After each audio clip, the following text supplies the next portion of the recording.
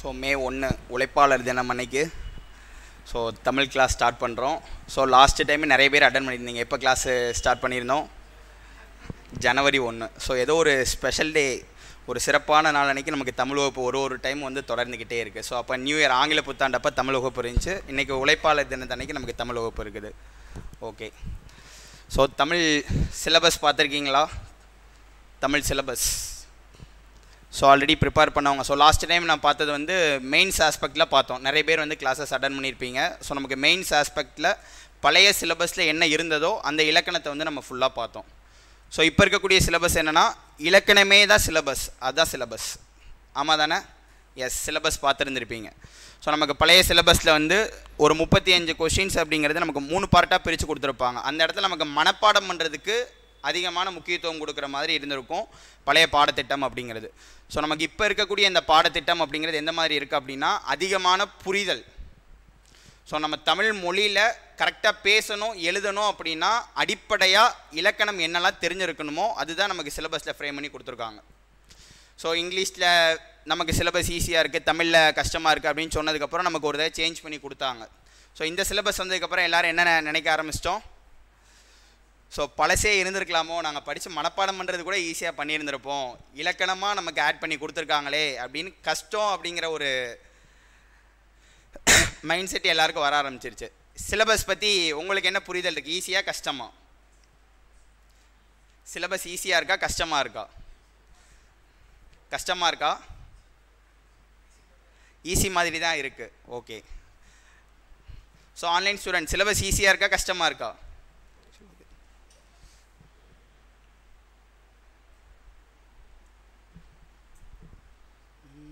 Message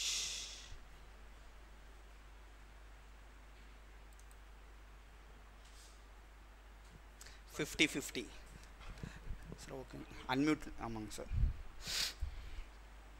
sir அவங்க doubt கேட்கும்போது மட்டும் இது பண்ணிக்கிட்டோங்களா சார்? ஓகேங்க சார்.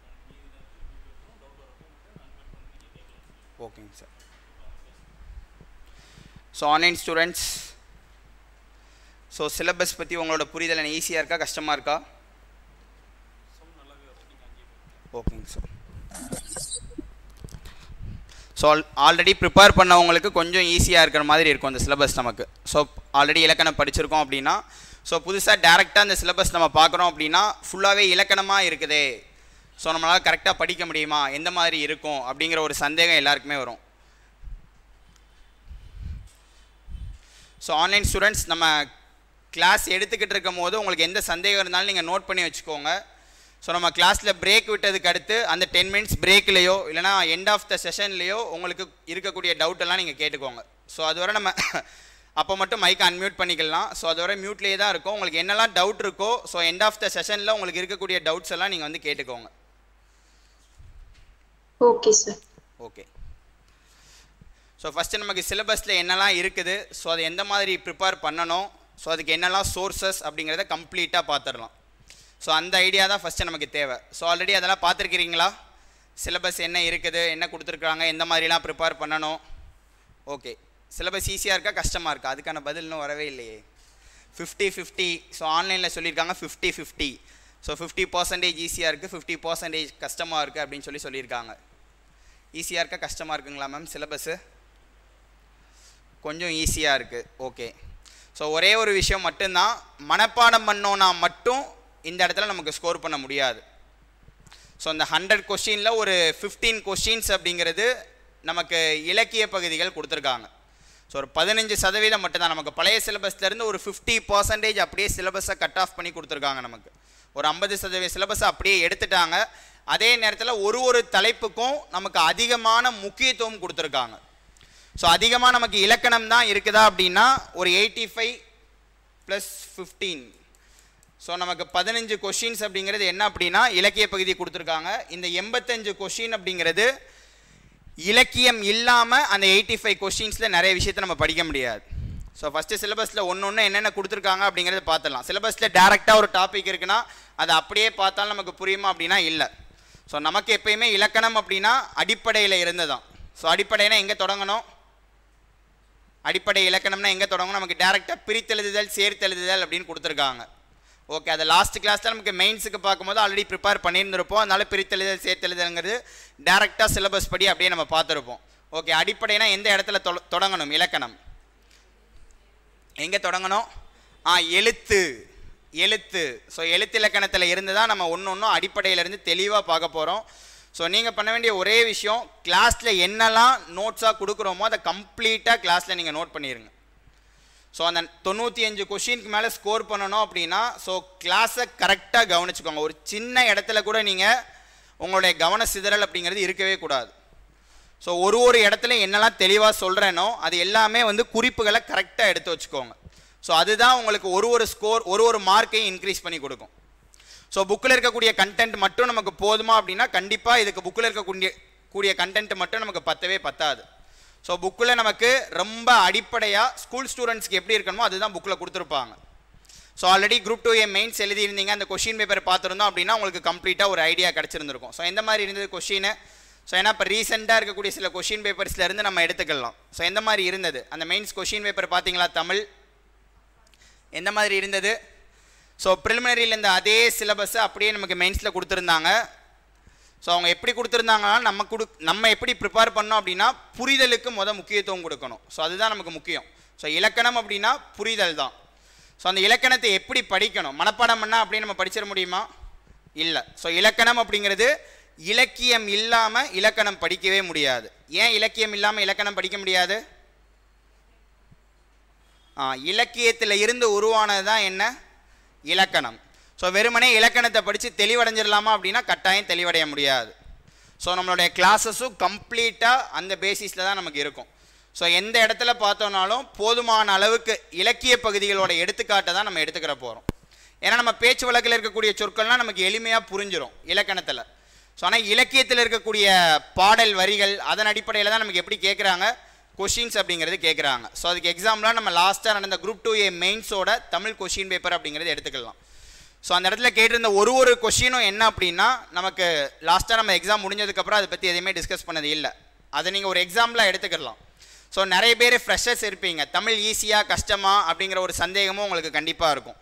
ஸோ கரெக்டாக படித்தோம் அப்படின்னா கண்டிப்பாக நம்மளால் ஈஸியாக ஸ்கோர் பண்ண முடியும். ஸோ உங்களுக்கு என்ன அடிப்படையிலேருந்து தேவையோ எல்லாம் கம்ப்ளீட்டாக நம்ம கிளாஸில் பார்த்துருவோம். உங்களுக்கு எந்த சந்தேகம் இருந்தாலும் அந்த இடத்துலையே நிறுத்தி உங்கள் சந்தேகத்தை நீங்கள் தீர்த்துக்கங்க. உங்களுக்கு என்ன சந்தேகம் புரியலை அப்படின்னாலும் எத்தனை டைம்னாலும் நீங்கள் திரும்ப கேளுங்க. அது புரிகிற வரை நான் உங்களுக்கு திரும்ப நான் எக்ஸ்பிளைன் பண்ணிடுறேன். உங்களுக்கு இருக்கக்கூடிய டவுட்டெல்லாம் கேளுங்க. கிளியர் அந்த கிளாஸ் முடிஞ்சு போகும்போது ஓகே தமிழ் நம்ம தெளிவாயிட்டோம். ஸோ தமிழ் அப்படிங்கிறது இப்போ நீங்கள் படிக்கிறது இந்த சிலபஸ்ஸு இதில் ஸ்கோர் பண்ணுறதுக்காக மட்டும் இல்லை. So end of the session நமக்கு மொத்த கிளாஸஸும் முடிஞ்சதுக்கப்புறம் ஸோ இதுவரை நீங்கள் தமிழில் எழுதுறதுக்கும் படிக்கிறதுக்கும் இருந்ததுக்கும் கண்டிப்பாக இந்த சிலபஸ் படி கிளாஸை கம்ப்ளீட்டாக முடித்ததுக்கப்புறம் உங்களுக்கே 100% உங்களுடைய பேசக்கூடியதுலையும் எழுதக்கூடியதுலையும் ஒரு மாறுபாடு இருக்கும். ஸோ அவங்க கொடுத்துருக்கக்கூடிய சிலபஸே நமக்கு அதுதான். கண்டிப்பாக அதில் சேஞ்ச் இருக்கும். அப்படிலாம் இருக்குமா அப்படின்னு கேட்குறீங்களா மேம்? கண்டிப்பாக இருக்கும். ஸோ நீங்கள் இப்போ நம்ம எழுதக்கூடிய தமிழுக்கும் இனி இந்த மொத்த இலக்கணத்தை படித்ததுக்கப்புறம் நீங்கள் எழுத போகிற தமிழுக்கும் கண்டிப்பாக வித்தியாசம் இருக்கும். ஸோ அதுதான் ஒன்று நமக்கு சிலபஸில் ஃப்ரேம் பண்ணி கொடுத்துருக்காங்க. ஸோ சிலபஸை ஃபஸ்ட்டு கம்ப்ளீட்டாக நம்ம டீகோட் பண்ணிடலாம். சிலபஸில் பேராகிராஃபாக கொடுத்துருப்பாங்க. அதில் என்னெல்லாம் டாபிக்ஸ் இருக்குங்கிறத சொல்கிறேன். 1 by 1 சொல்ல நீங்கள் நோட் பண்ணிக்கோங்க. ஸோ அதுக்கடுத்து நம்ம கிளாஸை ஸ்டார்ட் பண்ணிக்கலாம். ஸோ அப்போ நம்ம ஃபுல் கிளாஸஸை எந்த மாதிரி இருக்க போகுது அப்படின்னா இலக்கணம் இலக்கியத்தோடு தொடர்பு படுத்தி தான் எல்லா தலைப்புகளையும் பார்க்க போகிறோம். இலக்கியம் இல்லாமல் எந்த இலக்கணமே நம்ம பார்க்க போகிறதில்ல. ஸோ அந்த மாதிரி தான் நமக்கு கொஷின்ஸும் கேட்குறாங்க. அப்படி படித்தா மட்டும்தான் உங்களுக்கு எப்போவுமே மறக்காது இலக்கணம் அப்படிங்கிறது. ஸோ அதை தான் அழகாக பாரதிதாசன் சொல்லியிருப்பார், இலக்கியமும் இலக்கணமும் அறியாதான் ஏடு எழுதுதல் கேடு தரும் அப்படின்னு சொல்லிட்டு. ஸோ அப்படின்னா என்ன? இலக்கியமும் இலக்கணமும் அறியாதான் ஏடு எழுதுதல் கேடு தரும். நூல் எழுதுதல், ஏடுனா என்ன? நூல். ஸோ இலக்கியம் இலக்கணம் தெரியலை அப்படின்னா இப்போ எந்த ஒரு சப்ஜெக்டாக கூட இருக்கட்டும். ஸோ இப்போ எக்ஸாம்பிளுக்கு பாலிட்டி ஜியாகிரஃபி நம்ம தமிழ் மொழி தான் இல்லை, நம்ம தமிழ் மொழியில் ஒரு பாடத்தை பற்றி ஒரு நூல் எழுதணும் அப்படின்னா ஓரளவுக்காவது நம்ம தமிழ் மொழியில் ஒரு அடிப்படையான அறிவு இருக்கணும். அப்படி இல்லை அப்படின்னா அந்த நூல் கண்டிப்பாக மற்றவங்களுக்கு பயனுள்ளதாக அமையாது. அதை நம்ம படித்தோம்னாலும் கண்டிப்பாக நமக்கு புரியாது. ஸோ அப்போ இலக்கியம் தெரிஞ்சால் தான் இலக்கணம் தெளிவடைய முடியும். இது எதுக்காக திரும்ப திரும்ப சொல்கிறேன்னா, ஸோ நீங்கள் ஒரு டைமும் ஸ்கூல் புக்ஸில் படிக்கும் போது நீங்கள் எந்த இடத்துல ரீட் பண்ணிங்கன்னா ஏதாவது பாடல் வரி பார்த்தீங்க அப்படின்னா நம்ம கிளாஸில் பார்க்கக்கூடிய இலக்கணத்தோடு நீங்கள் பொருத்தி பார்க்கணும். அது ஒரு இடத்துலையும் நானே உங்களுக்கு விளக்கம் கொடுத்துருவேன். நம்ம பார்க்கக்கூடிய மேக்ஸிமம் திருக்குறள் அடிப்படையாக வச்சு தான் எல்லா இடத்துலையும் நம்ம இலக்கணம் பார்ப்போம். ஸோ அது உங்களுக்கு எங்கேயும் யூஸ்ஃபுல்லாக இருக்கும் அப்படின்னா எந்த இடத்துல யூஸ்ஃபுல்லாக இருக்கும்? திருக்குறள் பார்த்தோம் அப்படின்னா யூனிட் 6, யூனிட் 8 மாறிடுச்சு, யூனிட் 6. ஸோ யூனிட் 6ல் கிட்டத்தட்ட குரூப் 1 இருந்தாலும் குரூப் 4 குரூப் 2 எல்லா இடத்துலையுமே நமக்கு திருக்குறள் இருக்குது. அதே நேரத்தில் நமக்கு தமிழ் சிலபஸ்லேயும் திருக்குறளுங்கிறது ஒரு 20 அதிகாரம் வந்து கொடுத்துருக்காங்க. ஓகே, ஸோ ஃபஸ்ட்டு சிலபஸில் இலக்கணம் அப்படிங்கிறது கொடுத்துருக்காங்க. ஸோ அழகு 1 இலக்கணம். ஸோ அதில் எழுத்தும் சொல்லும் மட்டும் கொடுத்துருக்காங்க, எழுத்து சொல். ஸோ தமிழ் இலக்கணத்தை எத்தனை வகையாக பிரிப்போம்? தமிழ் இலக்கணம் 5. என்னென்ன? எழுத்து, சொல், பொருள், யாப்பு, அணி. எழுத்து, சொல், பொருள், யாப்பு, அணி. ஓகே, ஸோ தமிழ் இலக்கணத்திலே மிக பழமையான நூல் அப்படின்ட்டு எதை சொல்லுவோம்? தொல்காப்பியம். ஸோ தொல்காப்பியம் படித்தோன்னா நமக்கு புரியுமா அப்படின்னா தொல்காப்பியத்தில் முழுமையாக நமக்கு ஒரு தெளிவு கிடைக்காது. ஸோ அந்தளவுக்கு ரொம்ப இன்டெப்த்தாக எழுதியிருப்பாங்க தொல்காப்பிய இலக்கணம் அப்படிங்கிறது. ஸோ அதில் எழுத்து, சொல், பொருள், யாப்பு, அணியெல்லாம் குறிப்பிட்டிருந்தாங்களா அப்படின்னா இல்லை. எழுத்ததிகாரம், சொல், பொருள். ஸோ ஆனால் அதில் யாப்பு இருந்ததா, அணி இருந்ததா அப்படின்னா இருந்தது. ஆனால் யாப்பு, அணி அப்படிங்கிறது எப்படி குறிப்பிடலை? எனக்கு தனியாக குறிப்பிடலை, பொருளதிகாரத்திலேயே குறிப்பிட்டிருந்தாங்க. அதை பின்தொடர்ந்து தான் ஒன்னொன்றுக்கும் நமக்கு எளிமைப்படுத்துறதுக்கு நிறைய இலக்கண நூல்கள் வந்தது. ஸோ அந்த இலக்கண வரலாறு அப்படிங்கிறத நமக்கு சிலபஸில் ரொம்ப முக்கியமான தலைப்புகள் எழுத்து, சொல் முக்கியமானதாக முடித்ததுக்கு அடுத்து நான் இலக்கண வரலாறு ஒரு கிளாஸ் நான் உங்களுக்கு சொல்கிறேன். இப்போ நமக்கு நோட்டிஃபிகேஷன் வந்துருச்சு, ரொம்ப ஷார்ட் பீரியடு. நீங்கள் ஒருத்தவங்களும் கிட்டத்தட்ட ஒரு 3 எக்ஸாமுக்கு ஒரே நேரத்தில் ப்ரிப்பேர் பண்ணுற மாதிரி இருக்கும். நமக்கு ஃபஸ்ட்டு எக்ஸாம் பாயிண்ட் ஆஃப் வியூவில் சிலபஸ் படி என்னெல்லாம் தேவையோ அதை கம்ப்ளீட்டாக முடிச்சிருவோம். ஃபஸ்ட்டு ப்ரியாரிட்டி எதுக்கு கொடுக்கணுமோ அதை முடிச்சுட்டு நெக்ஸ்ட்டு எதெல்லாம் உங்களுக்கு தேவையோ அதுவும் சொல்லிடுறேன். அதாவது 90 to 95 ஸ்கோர் பண்ணோன்னா நமக்கு எதெல்லாம் தேவை அதை கம்ப்ளீட்டாக முடிச்சிருவோம். ஸோ மிச்சம் இருக்கக்கூடிய அந்த 5 கொஷின் அப்படிங்கிறது நமக்கு அங்கங்கே இருந்து கேட்பாங்க. அந்த இலக்கணம் நம்ம கடைசியாக பார்த்துக்கலாம். ஓகே, ஃபஸ்ட்டு அழகு 1 இலக்கணம். ஸோ அதில் முதல் தலைப்பு பிரித்தெழுதுதல், சேர்த்தெழுதுதல் அப்படின்னு கொடுத்துருக்காங்க. பிரித்தெழுதுதல், சேர்த்தெழுதுதல். ஸோ பிரித்தெழுதுதல், சேர்த்தெழுதுதல். ஸோ என்ன, இலக்கியத்துக்கு கீழே நமக்கு புத்தகத்தில் இந்த பிரித்தெழுதுதல், சேர்த்தெழுதுதல் தான் கொடுத்துருப்பாங்க. ஸோ இதுக்கு அடிப்படையாக நமக்கு என்ன இலக்கணம் தெரியணும்னா ஸோ ஒரு தலைப்பையும் எழுதி அதுக்கு நம்ம என்ன இலக்கணம் பார்க்க போகிறோம் அப்படிங்கிறத நோட் பண்ணிக்கோங்க. ஸோ இது எதுக்காக அப்படின்னா புக்கில் உங்களுக்கு எந்த மாதிரி படிக்கணும் அப்படிங்கிற ஒரு ஐடியா கிடைக்கணும். ஸோ நமக்கு ஸ்கூல் புக் அப்படிங்கிறது இப்போ கரண்ட்டில் இருக்கக்கூடிய புக்கு, அதுக்கு முன்னாடி இருக்கக்கூடிய சமச்சீர் புக்ஸ். ஸோ இந்த 2 புக்ஸை வந்து நம்ம பெரும்பாலும் ரெஃபரன்ஸாக எடுப்போம். ஸோ அதுக்கு முன்னாடியே நமக்கு ஒரு புக்கு இருந்துச்சு, நிறைய பேர் கண்டிப்பாக நம்மள படிச்சிருந்துருப்போம். ஸோ பிளாக் அண்ட் ஒயிட்டில் இருக்கும்ல. ஸோ பிளாக் அண்ட் ஒயிட்டில் 2003லேருந்து 2013 எடிஷன் வர ஒரு புக்கு இருந்தது. ஸோ இப்போ இருக்கக்கூடிய சிலபஸுக்கு அதிகமான மொழித்திறன் பயிற்சி எங்கே இருக்குது அப்படின்னா அந்த புக்கில் தான் நமக்கு இருக்குது. ஸோ அதுக்காக அந்த புக்கு கட்டாயம் இருக்கணுமானா கிளாஸில் போதுமான அளவுக்கு உங்களுக்கு புரிதலுக்கு என்ன தேவையோ கம்ப்ளீட்டாக எல்லா நோட்ஸையும் கொடுத்துருவோம். ஸோ ப்ளஸ் அது இல்லாமல் உங்களுக்கு எதெல்லாம் சிலபஸில் இருக்கக்கூடிய டாபிக் புக்கில் இல்லையோ அதுக்கு உங்களுக்கு இன்ஸ்டியூட்லேருந்து கம்ப்ளீட்டாக மெட்டீரியல் கொடுத்துருவோம். ஸோ நீங்கள் பண்ண வேண்டியது கிளாஸ் நோட்ஸ், ஒரு கிளாஸ்லேயும் வரக்கூடியது, கிளாஸ் முடிஞ்சதுக்கப்புறம் ரெகுலராக வரக்கூடிய டெஸ்ட் எழுதினீங்கன்னா அதில் சந்தேகம் வருது, அந்த சந்தேகத்தை அடுத்த கிளாஸில் நீங்கள் கேட்டு அந்த சந்தேகத்தை தீர்த்துக்கோங்க.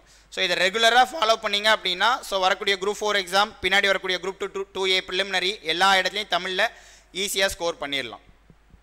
ஓகே, ஸோ ஃபஸ்ட்டு பிரித்தெழுதுதல், சேர்த்தெழுதுதல். ஸோ பிரித்தெழுதுதல், சேர்த்தெழுதுதலுக்கு நமக்கு என்ன இலக்கணம் தெரிஞ்சிருக்கணும்? பிரித்தெழுதுதல், சேர்த்தெழுதுதல், புணர்ச்சி விதி. ஸோ பிரித்தெழுதுக, சேர்த்தெழுதுக கொடுத்துருக்காங்கன்னா நம்ம அப்படியே புக்கில் இருக்கக்கூடியதெல்லாம் மனப்பாடம் பண்ணால் பதில் எழுதிட முடியுமா அப்படின்னா இல்லை. நமக்கு புக்குங்கிறது மேஜர் சோர்ஸு, அதை தாண்டியே அவங்க என்ன வேணாலும் நமக்கு கொஷின்ஸ் கேட்கலாம். ஏன்னா நமக்கு இந்த சிலபஸே லாஸ்ட்டாக ஒரு லைன் மென்ஷன் பண்ணியிருப்பாங்க. நம்ம அந்த விஷயத்தை தெளிவாக புரிஞ்சுக்கிறணும். வருமுன் காப்பதே சிறந்ததுங்கிறதா நமக்கு சரி. நமக்கு ஸ்கூல் புக்ஸ் தான் இருக்குது, எல்லா ஸ்கூல் புக்ஸையும் படித்து மனப்பாடம் பண்ணிட்டா ஸ்கோர் பண்ணிட முடியுமா அப்படின்னா இல்லை, கண்டிப்பாக கிடையாது. தெளிவான புரிதல் இருந்தால் மட்டும்தான் நம்மளால் ஸ்கோர் பண்ண முடியும். லாஸ்ட்டாக 7வது அழகு கொடுத்துட்டு அதுக்கு கீழே கொடுத்துருப்பாங்க. அழகு 7 அப்படிங்கிறது தான் பாடத்திட்டத்தின் புத்தகத்தின் அடிப்படையிலானது, 10ஆம் வகுப்பு புத்தகத்தின் அடிப்படையிலானதுன்னு கொடுத்துருப்பாங்க. ஸோ அப்போ மேலே இருக்கக்கூடிய 6 அழகுகள் வரை ஏதாவது எனக்கு குறிப்பிட்டிருக்காங்களா, சோர்ஸ் ஏதாவது சொல்லியிருக்காங்களா அப்படின்னா இல்லை. ஸோ அப்போ அதிலே நமக்கு ஒரு தெளிவு கிடச்சிடணும். அதில் பேசிக் சோர்ஸாக நம்ம என்ன எடுத்துக்கிறோம், மெயின் சோர்ஸாக ஸ்கூல் புக்ஸை எடுத்துக்கிறோம். அப்போ ஸ்கூல் புக்ஸும் படிக்கணும், அதை தாண்டியும் எல்லா விஷயமும் நம்ம தெரிஞ்சிருக்கணும். நீங்கள் எங்கெல்லாம் வாசிக்கிறீங்களோ அந்த எல்லா இடத்துலையும் நீங்கள் படித்ததை பயன்படுத்தணும். அப்போ தான் இந்த இலக்கணம் அப்படிங்கிறது ஞாபகம் இருக்கும். ஸோ அப்போ மேக்ஸில் ஃபார்முலா படிக்கிறோம், படித்து மனப்பாடம் பண்ணி வச்சுட்டு ஸோ அப்படியே வச்சுருந்தோம் அப்படின்னா எக்ஸாமில் போய் சால்வ் பண்ண முடியுமா? முடியாது. ஸோ கண்டிப்பாக ப்ராக்டிஸ் பண்ணால் மட்டும்தானே ஆன்சர் கொடுக்க முடியும். ஆமாம். ஸோ அதே மாதிரி தான் இலக்கண விதிகள் அப்படிங்கிறதும் இன்றைக்கி மனப்பாடம் பண்ணிவிட்டு ஒரு 10 நாள் 15 நாள் கழித்து ஏதாவது பார்த்து ஞாபகம் வருமானா வராது. அதை பயன்பாட்டிலே வச்சுருந்தால் மட்டும்தான் நமக்கு ஞாபகத்துக்கு வரும். ஸோ ஃபஸ்ட்டு பிரித்தெழுதுதல் சேர்த்தெழுதுதல். ஸோ அதுக்கு என்ன இலக்கணம் பார்க்க போகிறோம் அப்படின்னா புணர்ச்சி விதிகள். ஸோ டேரெக்டாக சிலபஸில் இருக்குங்கிறக்கா புணர்ச்சி பார்க்குறதுல நம்ம எழுத்துலேருந்து எல்லா இலக்கணம் பார்க்க தான் போகிறோம். ஸோ அடுத்தது சந்திப்பிழை. சந்திப்பிழை சந்திப்பிழைனா என்ன? சந்திப்பிழை சந்திப்பிழை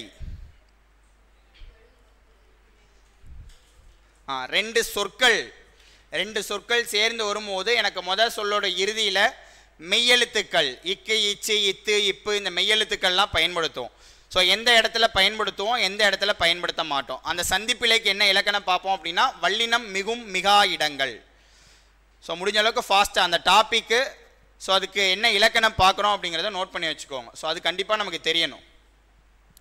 ஸோ அடுத்தது குறில் நெடில் வேறுபாடு. குறில் நெடில்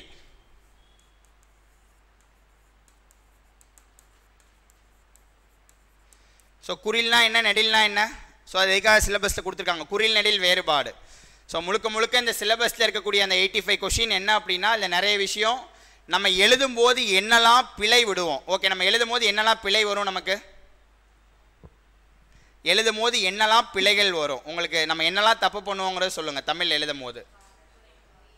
ஸோ அந்த துணைக்கால் பயன்படுத்தக்கூடியது குறிலுக்கு பதிலாக நெடில பயன்படுத்துவோம். மின்னு எழுதுறதுக்கு பதிலாக மீன் எழுதிடுவோம். கண்ணுன்னு எழுதுறதுக்கு பதிலாக கான்னு எழுதிடுவோம். ஸோ துணைக்கால்கள் பயன்படுத்த வேண்டிய இடத்துல பயன்படுத்த மாட்டோம், தேவையில்லாத இடங்களை பயன்படுத்திடுவோம். சில இடங்களில் அந்த பிழை வந்துடும். ஏன் பிழை வரும் அப்படின்னா அந்த சொல்லோட பொருளை நம்ம கரெக்டாக தெரிஞ்சுக்கிறாதப்போ அந்த இடத்துல மாற்றி பயன்படுத்துவோம். ஸோ அப்போ அதுக்காக தான் இந்த இடத்துல நமக்கு என்ன கொடுத்துருக்காங்க. வேற என்ன பிழை வருவோம்?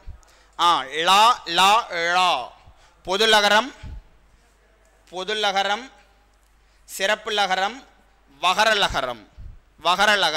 ஸோ இந்த லகரங்கள் பயன்படுத்தக்கூடிய இடத்துல ஸோ நகரம் ரகரங்கள் இது பயன்படுத்தக்கூடிய இடங்கள்லாம் நமக்கு பிழை வரும். ஸோ அப்போ இதெல்லாம் தான் சிலபஸில் நமக்கு கொடுத்துருக்காங்க. ஸோ அடுத்தது கொடுத்துருக்காங்க பாருங்கள் லகர வேறுபாடு. ஸோ அப்போ இதில் கொஸ்டின்ஸ் எந்த மாதிரி கேட்பாங்க, குறில் நெடில் வேறுபாடு அப்படிங்கிறது கொஸ்டின் எந்த மாதிரி கேட்பாங்க. ஸோ அப்போ எடுத்துக்காட்டுக்கு கண் கான் எனக்கு குறில் நெடில் வேறுபாடோடு இருக்கிற மாதிரி சொற்கள் கொடுத்துருவாங்க. அந்த சொல்லுக்கான பொருள் என்ன? ஸோ அப்போ கண் அப்படிங்கிறது எனக்கு சினை உறுப்பை குறிப்பிடும். கான் அப்படிங்கிறது எதை குறிப்பிடும்? பார்த்தல். கான்கிறது எதை குறிப்பிடும்? பார்த்தலை குறிப்பிடும். மண் மான். ஸோ மண்ணுங்கிறது எதை குறிப்பிடும்? மண்ணுங்கிறது நிலத்தை குறிப்பிடும். மான்கிறது எதை குறிப்பிடும்? மான் அப்படிங்கிறது என்ன? மான். இந்த சொல்ல எங்கே பயன்படுத்துவோம்? மான். மாண்புமிகு பெருமையாக குறிப்பிடக்கூடிய இடத்துல இந்த மாண்பு அப்படிங்கிற சொல்ல பயன்படுத்தும். அப்போ அந்த மான்கிற சொல்லுக்கு பெருமை அப்படிங்கிறது பொருள். ஸோ அப்போ குறில் நெடில் வேறுபாடு கொடுத்துருக்காங்கன்னா இது புக்கில் ஏதாவது இடத்துல இருக்குமா அப்படின்னா நிறைய விஷயங்களை நமக்கு வாசிக்கும் போது தான் இது நமக்கு தெரியும். ஸோ அப்போ அந்த சொற்கள் நிறைய தேடி நம்ம அதோட பொருள் அப்படிங்கிறத வந்து படித்து வைக்கணும். ஸோ அடுத்தது லகர வேறுபாடு, நகர வேறுபாடு, ரகர வேறுபாடு. ஸோ இதுதான் என்ன நமக்கு பழைய சிலபஸில் மயங்கொலி சொற்கள் அப்படின்னு கொடுத்துருந்தாங்க. ஸோ இதெல்லாம் படிக்க வேண்டிய பகுதி. ஸோ இவ்வளவு தான் அப்படின்னு சொல்லிட்டு ஒரு குறிப்பிட்ட அளவோடு நிறுத்தக்கூடிய பகுதியாக இருக்காது. எது அப்படின்னா இந்த குறில் நெடில் வேறுபாடு, இந்த மயங்கொலி சொற்கள் எல்லாமே. ஸோ அந்த பிரித்தெழுதுக சேர்த்தெழுதுக சந்திப்பிழை நீக்குதல் இதெல்லாம் என்ன அப்படின்னா விதிகள், நமக்கு இலக்கண விதிகள் நமக்கு தெளிவாக தெரிஞ்சு படிக்கக்கூடியதாக இருக்கும். ஸோ அடுத்தது இன எழுத்துக்கள் சுட்டெழுத்துக்கள் வினா எழுத்துக்கள். இன எழுத்துக்கள் சுட்டெழுத்துக்கள் வினா எழுத்துக்கள். ஸோ எழுத்துக்களில் இன எழுத்துக்கள் சுட்டெழுத்துக்கள் வினா எழுத்துக்கள். சுட்டெழுத்துனா என்ன? சுட்டு அப்படின்னா என்ன? நான் எதுவுமே கேட்குறது நீங்கள் படித்ததை வச்சோ இலக்கணத்துக்கோ கேட்குறதில்ல, உங்களுக்கு அதில் என்ன புரியுதோ ஆல்ரெடி படித்தது ஞாபகம் இருக்குதோ அதுக்கெல்லாம் நீங்கள் பதில் சொல்லுங்கள். ஃபஸ்ட்டு கம்ப்ளீட்டாக இந்த சிலபஸ் என்ன ஃபஸ்ட்டு இதில் கொடுத்துருக்கிறதுல தலைப்புகளாக நம்ம எதெல்லாம் எடுத்துக்கிறணும். ஏன்னா அங்கங்கே பேராகிராஃபாக கொடுத்துருக்குறாங்க. அதெல்லாம் நம்ம பார்த்தோம் அப்படின்னா கரெக்டாக படிக்க முடியாது. உங்களுக்கு சிலபஸ் இதுதாங்கிறத கம்ப்ளீட்டாக நீங்கள் டீகோட் பண்ணி நோட் பண்ணி வச்சுட்டீங்க அப்படின்னா ஸ்கூல் புக்கை கையில் எடுத்தீங்கன்னா எந்த இடத்துலலாம் இந்த தலைப்பு ரீதியாக இருக்குதோ அதெல்லாம் நீங்கள் ஒரு முறையும் வந்து படிக்கணும், அதை பயிற்சி பண்ணி பார்த்துக்கிட்டே இருக்கணும். ஓகே, சுட்டெழுத்துக்கள். சுட்டுனா என்ன? சுட்டுதல்னா என்ன? சுட்டி காட்டுதல், குறிப்பிடுதல் அப்படின்னு சொல்லுவோம். குறிப்பிட்டு காட்டுவது, ஏதாவது ஒரு பொருளை ஒரு நபரை குறிப்பிட்டு காட்டக்கூடியது. ஸோ அப்படி சுட்டெழுத்துக்கள்லாம் எதெல்லாம் வரும்? சுட்டெழுத்துக்கள் அது ஆ இ உ இதெல்லாம் சுட்டெழுத்துக்கள். ஓகே, ஸோ அப்போ அது இது இவன் அந்த சுட்டெழுத்துக்களை எப்படி பயன்படுத்துகிறோம்? ஸோ வினா எழுத்துக்கள், வினானா என்ன? ஒரு கேள்வி எழுப்பக்கூடியது. வினா எழுத்துக்களாக எதெல்லாம் பயன்படுத்துகிறோம்? ஏ, யா, ஓ, ஆ இதெல்லாம் வந்து நமக்கு ஸ்கூல் புக்ஸில் இருக்குது. அது இல்லாமையும் சில தகவல்கள் நம்ம எக்ஸ்ட்ரா படிப்போம். ஸோ இதில் ஒரு விஷயம் என்ன புரிஞ்சுக்கிறணும்னா, தெளிவாக நம்ம புரிஞ்சுக்கிற வேண்டியது, ஆல்ரெடி இருந்த பழைய சிலபஸை ரொம்ப விரிவாக கொடுத்துருக்குறாங்க. அதே இதுக்கு படித்த மாதிரி இந்த இடத்துல படித்தோம் அப்படின்னா கண்டிப்பாக நம்மளால் ஸ்கோர் பண்ண முடியாதுங்கிறத நம்ம தெளிவாக புரிஞ்சுக்கிறணும். ஸோ இந்த ப்ரிலிம்ஸ் மெயின்ஸுங்கிற போதே நமக்கு கம்ப்ளீட்டாக புரிஞ்சிருந்திருக்கும். அந்த எக்ஸாம் அந்த கொஷின் பேப்பர் பார்க்கும் போதே அந்த 35 கொஷின் கேட்ட அதே பகுதியை நமக்கு ரொம்ப விரிவாக 85 கொஷின் கேட்குறதுக்கு கொடுத்துருக்குறாங்க. ஸோ அப்போ இந்த ஒரு தலைப்புக்கும் நம்ம அதிகமான முக்கியத்துவம் கொடுத்து பார்க்கணும். ஓகே, ஸோ அடுத்தது ஒருமை பன்மை அறிதல். ஒருமை பன்மை, ஸோ இதெல்லாம் தான் நமக்கு எழுத்துக்கு கீழே வகைப்படுத்தி கொடுத்துருப்பாங்க. ஸோ ஒருமை பன்மை அப்படிங்கிறது தமிழில் என்னன்னு சொல்லுவோம் அப்படின்னா எண் அப்படின்னு சொல்லுவோம், எண். ஸோ ஒருமைனா என்ன, பன்மைனா என்ன? ஒருமை பன்மை, ஒருமைனா என்ன, பன்மைனா என்ன? ஒரே ஒரு பொருளை குறிப்பிடக்கூடியது ஒருமை, நிறைய பொருள்களை குறிப்பிடக்கூடியது பன்மை. ஓகே, ஸோ இதை எடுத்துக்காட்டு சொல்லுங்க. எடுத்துக்காட்டு, ஒரு பொருள் பல பொருளுக்கு ஏதாவது எடுத்துக்காட்டு. ஒரு பொருள் குறிப்பிடக்கூடியது ஒருமை அப்படின்னீங்க, பல பொருள்களை குறிப்பிடக்கூடியது பன்மை. ஓகே, ஒரு பொருளுக்கு பல பொருளுக்கு எடுத்துக்காட்டு. ஸோ இங்கிலீஷில் சிங்குலர் ப்ளூரல் அப்படின்னு படிப்போம், அதான் ஒருமை பன்மைக்கு எடுத்துக்காட்டு. மரம் அப்படின்னா ஒருமை, மரங்கள் அப்படின்னா பன்மை. அப்போ அந்த கல்லுங்கிற விகுதியை நிறைய இடங்கள்ல அக்ரிணை உயிரினங்களை குறிப்பிடும் போது பன்மைக்காக பயன்படுத்தும். அந்த மாதிரி ஒருமை பன்மைக்கு நிறைய சொற்கள் நம்ம படிக்கணும்.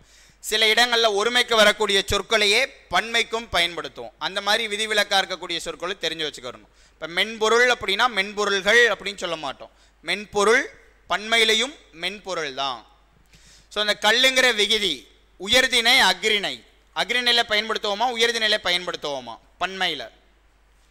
ஸோ இந்த மாதிரி ஒன்னொன்னையும் தெளிவாக பார்க்க போகிறோம் இந்த தலைப்புகளில். ஒருமை பன்மை அறிதல்னு கொடுத்துருக்காங்க அப்படின்னா இது கிளாஸில் நல்லா புரிஞ்சுக்காங்க. நான் உங்களுக்கு சிலபஸ் உங்களுக்கு புரியணுங்கிறதுக்காக இவ்வளோ தெளிவாக சொல்லிக்கிட்டு இருக்கேன். ஸோ அப்போ ஒருமை பன்மை அறிதல்னால் எனக்கு ஒருமை பன்மைங்கிறது மனப்பாடம் பண்ணுறது கிடையாது. அந்த ஒருமை பன்மையிலையும் எனக்கு நிறைய விதிகள் உண்டு.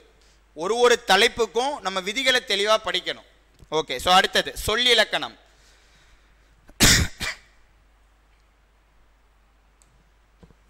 சொல், ஸோ அது 1 by 1 நோட் பண்ணி வச்சுக்கோங்க. தலைப்புகளை 1 by 1 நோட் பண்ணி வச்சுக்கோங்க. சொல்லிலக்கணம். ஸோ சொல்லில் வேர்ச்சொல், வினைமுற்று, வினை எச்சம், வினையால் அணையும் பெயர், பெயரெச்சம். ஸோ இதெல்லாம் வந்து மொத்தமாக நம்ம இலக்கணமாக பார்ப்போம். வேர்ச்சொல், வினைமுற்று, வினை எச்சம், பெயரெச்சம், வினையால் அணையும் பெயர், தொழிற்பெயர்.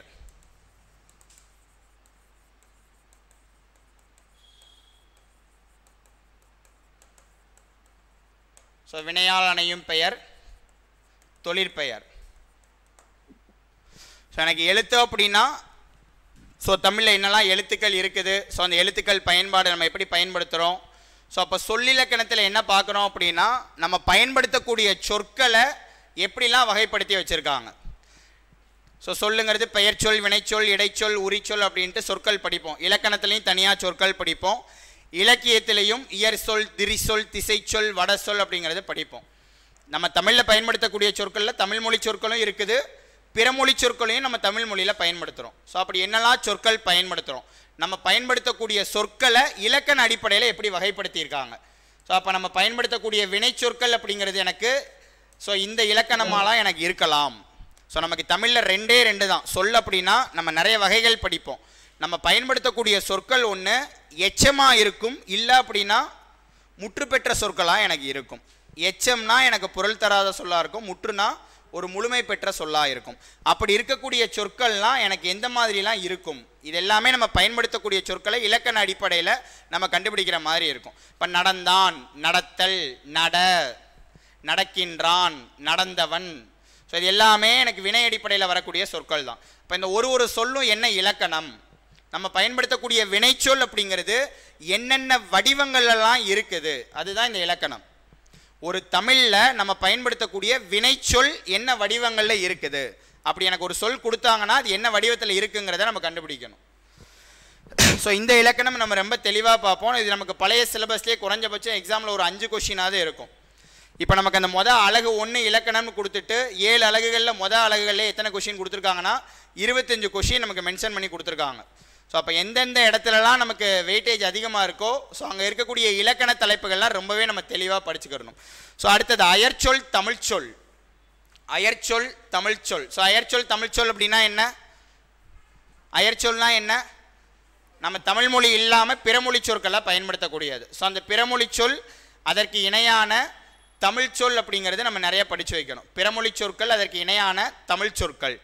ஸோ இதுக்கு இலக்கண விதியாக நம்ம என்ன பார்ப்போம் அப்படின்னா மொழி முதல் இறுதி எழுத்துகள். மொழி முதல் இறுதி எழுத்துகள்.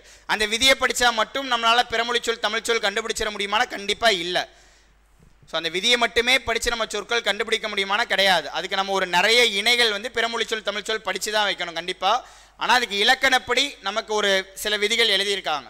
ஸோ மொழி முதல் இறுதி எழுத்துகள் அப்படின்னா எனக்கு தமிழில் இருக்கக்கூடிய எழுத்துகள் எந்தெந்த எழுத்துக்கள்லாம் எனக்கு தொடக்கத்தில் வரும், எந்தெந்த எழுத்துக்கள்லாம் இடையில் வரும், இறுதியில் வரும்.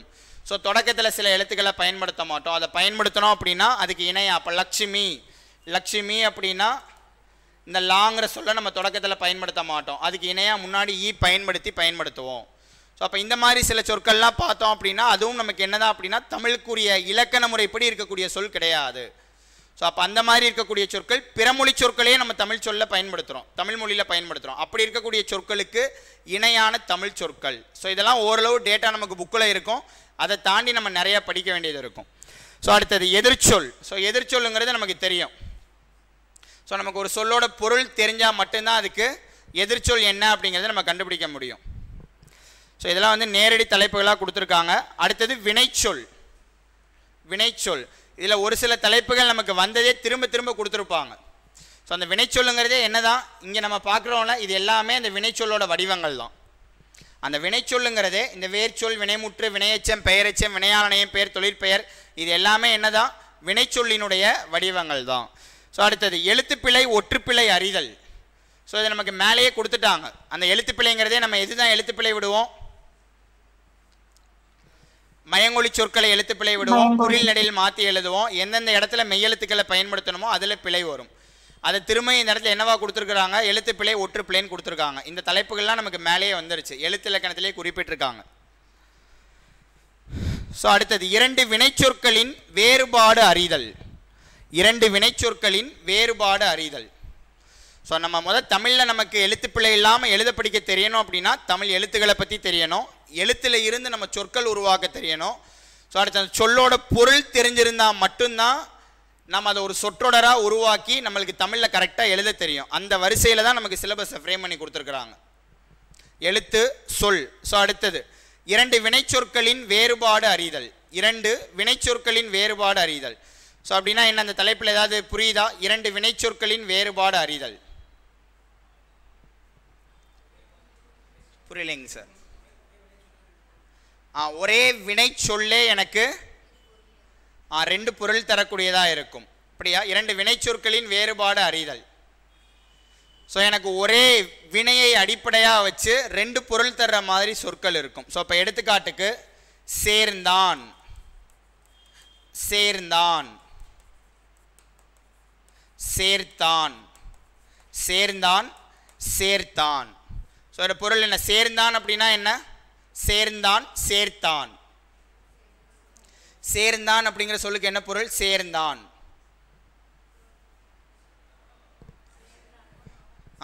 ஏதாவது ஒரு எடுத்துக்காட்டு. சேர்ந்தான்,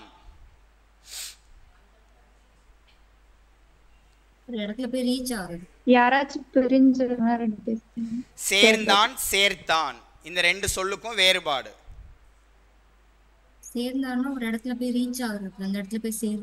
அவன் வீட்டிற்கு போய் சேர்ந்தான். ஓகே, அவன் வீட்டிற்கு போய் சேர்ந்தான். சேர்த்தான்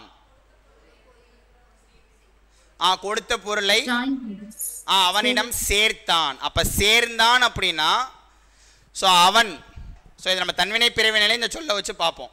ஆனால் இந்த இடத்துல எனக்கு சேர்தல் அப்படிங்கிற ஒரே வினைச்சொல்ல அடிப்படையாக வச்சு தான், ஒரே வேர் சொல்ல அடிப்படையாக வச்சு தான் எனக்கு சொற்கள் இருக்குது. ஆனால் ரெண்டுக்கும் ஒரே பொருளான வேற வேற பொருள். அப்போ எந்த இடத்துல எந்த சொல்லை நம்ம பயன்படுத்தணும்? எனக்கு இந்த மாதிரியான சொற்கள் கொடுத்துருவாங்க, இந்த சொல்லோட பொருள் கேட்க மாட்டாங்க. இந்த சொல்லை வச்சு எனக்கு கீழே 4 தொடர்கள் கொடுத்துருவாங்க. அதில் எது சரியாக பொருள் தரக்கூடிய தொடருங்கிறத நம்ம தேர்ந்தெடுக்கணும். ஸோ அப்போ எடுத்துக்காட்டுக்கு பணிந்தான் பணித்தான், பணிந்தான் பணித்தான். ஸோ யாருக்கு வாசிக்கக்கூடிய பழக்கம் அதிகமாக இருக்குதோ அவங்க அதிகமாக ஸ்கோர் பண்ணுவாங்க இந்த சிலபஸில். அதுதான் உண்மை. ஸோ அவங்க வந்து மனப்பாடம் பண்ணக்கூடியதை மட்டும் நம்மக்கிட்ட எதிர்பார்க்கல. ஸோ ஒரு டைமும் போட்டி அதிகரிக்க ஸோ எந்த மாதிரிலாம் சிலபஸில் சேஞ்ச் பண்ணலாம், எப்படிலாம் சேஞ்சஸ் கொண்டு வந்தோம்னா நம்ம ஃபில்டர் பண்ணலாம், அதெல்லாம் பேஸ் பண்ணி தான் நமக்கு சிலபஸை மாற்றி கொடுத்துருக்காங்க. ஓகே, இந்த பணிந்தான் பணித்தான், பணிந்தான்னா என்ன? பணிந்தான். ஓகே, மன்னனுக்கு அமைச்சன் கீழ்ப்பணிந்தான், மன்னனுக்கு அமைச்சன் கீழ்ப்பணிந்தான். ஓகே, பணித்தான் அப்படின்னா பணித்தான், மன்னன் அமைச்சரை பணித்தான். பணித்தல் அப்படின்னா என்ன? பணிந்தான் அப்படின்னா கீழ்ப்பணிந்து போறது, பணித்தான் அப்படின்னா கட்டளையிடுறது, ஆணையிடுறதுன்னு பொருள். பணித்தான்னா கட்டளையிடுதல், ஆணையிடுதல். ஸோ அப்போ இந்த மாதிரியான சொற்கள் கொடுத்துருவாங்க, அதுக்கு சொற்றொடர் இருக்கும். சரியாக பொருள் தரக்கூடிய சொற்றொடரை நம்ம தேர்ந்தெடுக்கணும். அதுதான் அந்த 2 வினைச்சொற்களினுடைய வேறுபாடு அறிதல். ஸோ அந்த ஒரு தலைப்பை நம்ம ஃபஸ்ட்டு தெளிவாக புரிஞ்சுக்கிறணும். ஸோ அடுத்தது சொல்லகராதி, சொல்லகராதி. ஸோ அந்த அகராதி அப்படிங்கிற சொல்லுக்கு என்ன பொருள்? அகராதினா என்ன? அகராதி ஓகே, டிக்ஷனரி. அதுக்கான பொருள் தமிழ் பொருள் என்ன? அகராதி. சொல்லகராதி அப்படின்னா என்ன? உங்களுக்கு தெரிஞ்ச பதில் சொல்லுங்கள். ஸோ ஃபஸ்ட்டு கிளாஸ்லேருந்தே இன்ட்ராக்ட் பண்ணுறதுல ஸ்டார்ட் பண்ணோன்னா தான் நமக்கு கரெக்டாக இருக்கும். சொல்லகராதி வார்த்தைக்கான வேறு பொருளுக்கான ஒரு சொல்லுக்கு இணையாக வேறு என்னெல்லாம் அதே பொருள் தரக்கூடிய சொற்கள் இருக்குது. ஸோ இங்கிலீஷில் மீனிங்னு படிப்போம்ல, ஸோ ஒரு சொல் கொடுத்துருவாங்க, அதே பொருள் தர்ற மாதிரி சொல்ல தேர்ந்தெடுக்கணும். ஸோ இப்போ இந்த சொல்லகராதிங்கிற ஒரு தலைப்பு கொடுத்துட்டு அது கீழே இருக்கக்கூடியது எத்தனை தலைப்புகள் அதுக்குள்ளே கொடுத்துருந்தாங்கனாலும் அதில் ஒரே ஒரு விஷயந்தான், எனக்கு ஒரு சொல் அப்படின்னா அந்த சொல்லுக்கான பொருள் தெரிஞ்சிருக்கணும். அந்த அதே பொருள் தரக்கூடிய நிறைய சொற்கள் நான் தெரிஞ்சு வச்சுருக்கணும். இந்த 2 விஷயம் மட்டும்தான் அந்த மொத்த அழகுலையும் நமக்கு கொடுத்துருக்காங்க. அதில் எந்தெந்த பேட்டர்ன்லாம் கொஷின் கேட்போம் அப்படின்னு சொல்லிட்டு நமக்கு சிலபஸில் பிரித்து கொடுத்துருக்காங்க. இப்போ அதில் மொதல் தலைப்பு பார்த்தீங்கன்னா, ஸோ இதை கரெக்டாக நோட் பண்ணி வச்சுக்கோங்க. இது ஒன்றுக்கும் நம்ம தனித்தனியாக படிக்கணும். ஸோ மொதல் தலைப்பு எதிர்ச்சொல்லை எடுத்தெழுதுதல். ஆல்ரெடி மேலேயே நமக்கு அது கொடுத்துட்டாங்க. ஸோ அதில் சின்ன குறிப்பாக நோட் பண்ணி வச்சுக்கோங்க. எதிர்ச்சொல்னு மட்டும் போட்டு வச்சுக்கோங்க, எதிர்ச்சொல். ஸோ அதில் மொதல் தலைப்பு என்னென்னா எதிர்ச்சொல். நமக்கு ஒரு சொல்லுக்கு எதிர்ச்சொல் கண்டுபிடிக்கணும் அப்படின்னா கண்டிப்பாக நமக்கு என்ன தெரியணும்? அந்த சொல்லோட பொருள் தெரிஞ்சிருக்கணும். தெரிஞ்சால் மட்டும்தான் நமக்கு அதுக்கு எதிர்ச்சொல் என்னங்கிறது கண்டுபிடிக்க முடியும். ஸோ இதில் புக்கில் இலக்கியத்தில் படிக்கும் போதே சொற்களுக்கு நம்ம பொருள் படிக்கணும். இப்போ எடுத்துக்காட்டுக்கு தமர், தமர், தமர் அப்படிங்கிற சொல்லுக்கு என்ன பொருள்? தமர், தமர், தமருங்கிற சொல்லுக்கு என்ன பொருள்? உறவினர். தமர்னா உறவினர். ஸோ அப்படின்னா அதுக்கு எதிர்ச்சொல் என்னவா இருக்கும்? பகைவர், பகைவர். ஓகே, சுரர், சுரர், சுரர். இந்த சொல்லுக்கு என்ன பொருள்? சுரர். உங்களுக்கு போதுமான அளவுக்கு ஒரு இடத்துலையும் தலைப்புகளுக்கு என்னெல்லாம் தொகுப்பு தேவையோ அது ஃபுல்லாகவே கொடுத்துருவோம். ஸோ அதை கம்ப்ளீட்டாக நீங்கள் திரும்ப படிச்சிங்கனாலே போதும். ஸோ இந்த மாதிரி அப்போ நமக்கு தெரியாத சொற்களாக இருந்தாலும் நிறைய சொற்களை நம்ம படித்து வைக்கணும். இதெல்லாம் எங்கேருந்து நமக்கு கொஷின் இருக்கும் அப்படின்னா இலக்கிய பகுதிகளில் இருக்கக்கூடிய சொற்களை கொடுத்து அதுக்கு எதிர்ச்சொல் கேட்பாங்க. ஸோ புக்கில் நமக்கு சொல்லும் பொருளும் சொல்லிட்டு ஒரு இலக்கியத்துக்கு கீழே கொடுத்துருக்காங்களே. இப்போ நமக்கு ஆல்ரெடி படித்தவங்களுக்கு வரக்கூடிய சந்தேகம்னா என்னவா இருக்குன்னா, பழைய மாதிரி படித்த மாதிரியே புக்கை ஃபுல்லாகவே படிக்கணுங்கிறது ஒரு சந்தேகம் இருக்கும். அதை நான் கடைசியாக சொல்லிடுறேன் எந்த மாதிரி படிக்கணும்னு சொல்லிட்டு. ஸோ அப்போ இந்த எதிர்ச்சொல் அப்படின்னா எனக்கு என்ன தெரியணும்? சொல், அதோட பொருள் தெரிஞ்சிருந்தால் தான் நம்ம எதிர்ச்சொல் கண்டுபிடிக்க முடியும். ஸோ அடுத்தது ஓரெழுத்து ஒரு மொழி. சுரர். சுரருக்கு என்ன பொருள்? சுரர் அப்படின்னா தேவர் அப்படின்னு பொருள். சுரர் அப்படின்னா தேவர் அப்படின்னா அதுக்கு எதிர்ச்சொல் என்ன? அசுரர். எஸ். ஸோ இந்த மாதிரியான சொற்கள் கொடுக்கும் போது பெரும்பாலும் அதுக்கு எதிர்மறையாக இருந்தால் ஈஸியாக நம்ம கண்டுபிடிச்சிரும். அப்போ அதுக்கு எதிர்ச்சொல் என்ன? அசுரர். அசுரர் அப்படின்னா அரக்கன். அப்போ இந்த மாதிரி நிறைய சொற்கள் அதோட பொருள் நம்ம படித்து வச்சுருக்கணும். அதான் சொன்னேன், இந்த 2வது இருக்கக்கூடிய மொத்த சொல்லகராதி 15 கொஷினுமே என்னென்னா சொற்களுக்கான பொருள் நம்ம தெரிஞ்சு வச்சுருக்கணும். ஓகே. ஸோ அடுத்தது ஓரெழுத்து ஒரு மொழி. ஓரெழுத்து ஒரு மொழி. ஓரெழுத்து ஒரு மொழினா என்ன? ஸோ தமிழில் நமக்கு ஒரே ஒரு எழுத்தே பொருள் தரக்கூடிய மாதிரி நிறைய சொற்கள் இருக்குது. ஸோ அதில் நமக்கு நன்னூலில் 42, அந்த 42 ஸ்கூல் புக் அப்படிங்கிறதுனால அதை மட்டும் நமக்கு எடுத்து கொடுத்துருக்காங்க.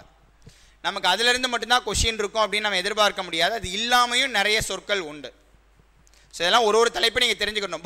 புக்கு இல்லாமல் நம்ம படிக்கணும் அப்படிங்கிறது புரியணும். ஸோ அப்போ எனக்கு ஓரெழுத்து ஒரு மொழி அப்படின்னா ஒரே ஒரு எழுத்தே பொருள் தரக்கூடிய சொற்களாக இருக்கக்கூடியது. ஸோ காணா என்ன? சோலை. ஆனா பசு. இந்த மாதிரி சில சொற்களுக்கு நமக்கு பொருள் தெரியும். ஸோ அது புக்கு இல்லாமல் நம்ம நிறைய ஓரெழுத்து ஒரு மொழிகள் தெரியணும்.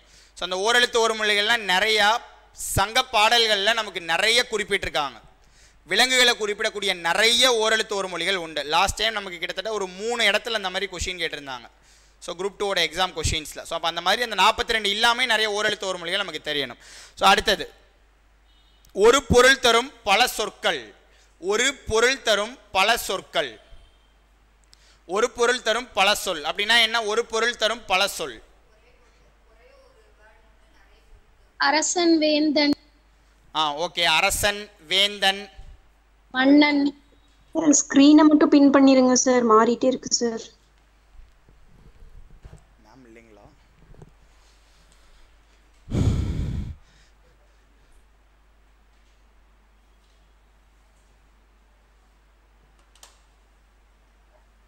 ஆல்ரெடி பின்னாடி தாங்க சார் இருக்கு.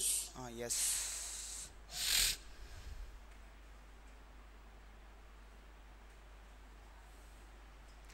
ஒரு பொருள் தரும் பல சொற்கள்.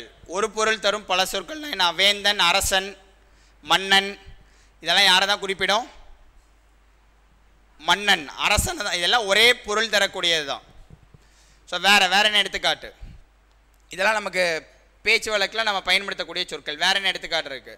பகலவன், ஆதவன், சூரியன், ஞாயிறு, கதிரவன், வெய்யோன், இது எல்லாமே என்னதான்?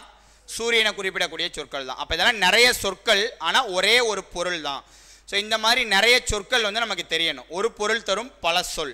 ஸோ இந்த சொல்லகராதியில் நமக்கு ஒரு பொருள் தரும் பல சொல், பல பொருள் தரும் ஒரு சொல் அப்படின்னு 2 இது கொடுத்துருப்பாங்க. ஸோ எதன் அடிப்படையில் கொடுத்துருப்பாங்க அப்படின்னா நமக்கு திரிசொல் அப்படின்னு சொல்லிட்டு இலக்கணத்தில் பார்ப்போம். திரிசொல். ஸோ இந்த தலைப்பு எழுதி பிராக்கெட்டில் இலக்கிய வகை சொற்கள் அப்படின்னு நோட் பண்ணி வச்சுக்கோங்க. ஒரு பொருள் தரும் பல சொற்கள், ஒரு பொருள் தரும் பல சொற்கள், பல பொருள் தரும் ஒரு சொல். 2 தலைப்பையும் எழுதி ஸோ பிராக்கெட்டில் இலக்கிய வகை சொற்கள், இலக்கிய வகை சொற்கள் நோட் பண்ணிக்காங்க. இலக்கிய வகை சொற்கள். ஒரு பொருள் தரும் பல சொல், பல பொருள் தரும் ஒரு சொல்.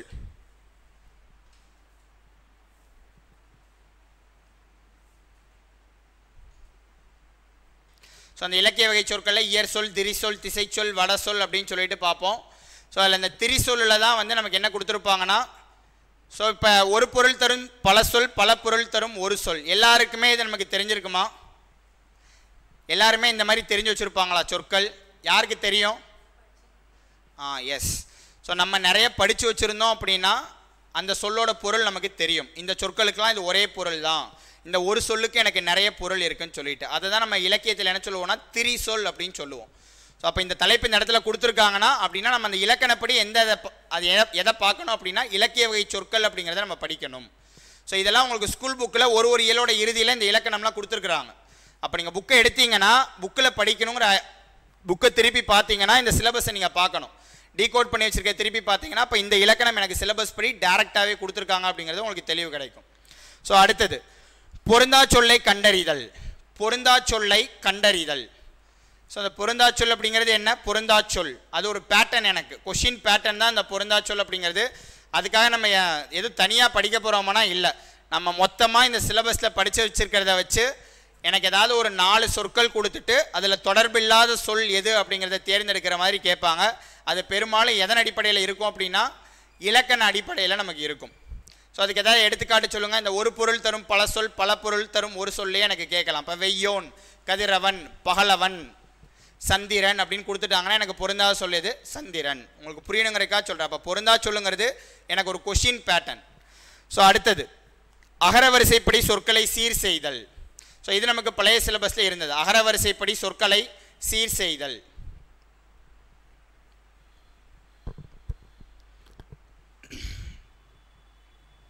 ஸோ தமிழில் எழுத்துக்களினுடைய வரிசை அப்படிங்கிறது உயிர், மெய், ஆயுதம், உயிர்மை. இதன் அடிப்படையில் நமக்கு சொற்கள் கொடுத்துருந்தாங்க அப்படின்னா அதை வரிசைப்படுத்தணும். அடுத்தது ஒரு பொருள் பன்மொழி. இந்த ஒரு தலைப்புக்கும் நம்ம முக்கியத்துவம் கொடுக்கணும். அவங்க அதை தான் விரிவாக கொடுத்துருக்காங்க. எனக்கு சொல்லகராதின்னு கொடுத்துருந்தாங்கன்னா அந்த சொல்லகராதிக்குள்ளே நம்ம எப்படிலாம் படிக்கணும் அப்படிங்கிறது தனித்தனி தலைப்புகளாக கொடுத்துருக்காங்க. ஸோ அதனால் ஒரு பொருள் பன்மொழி.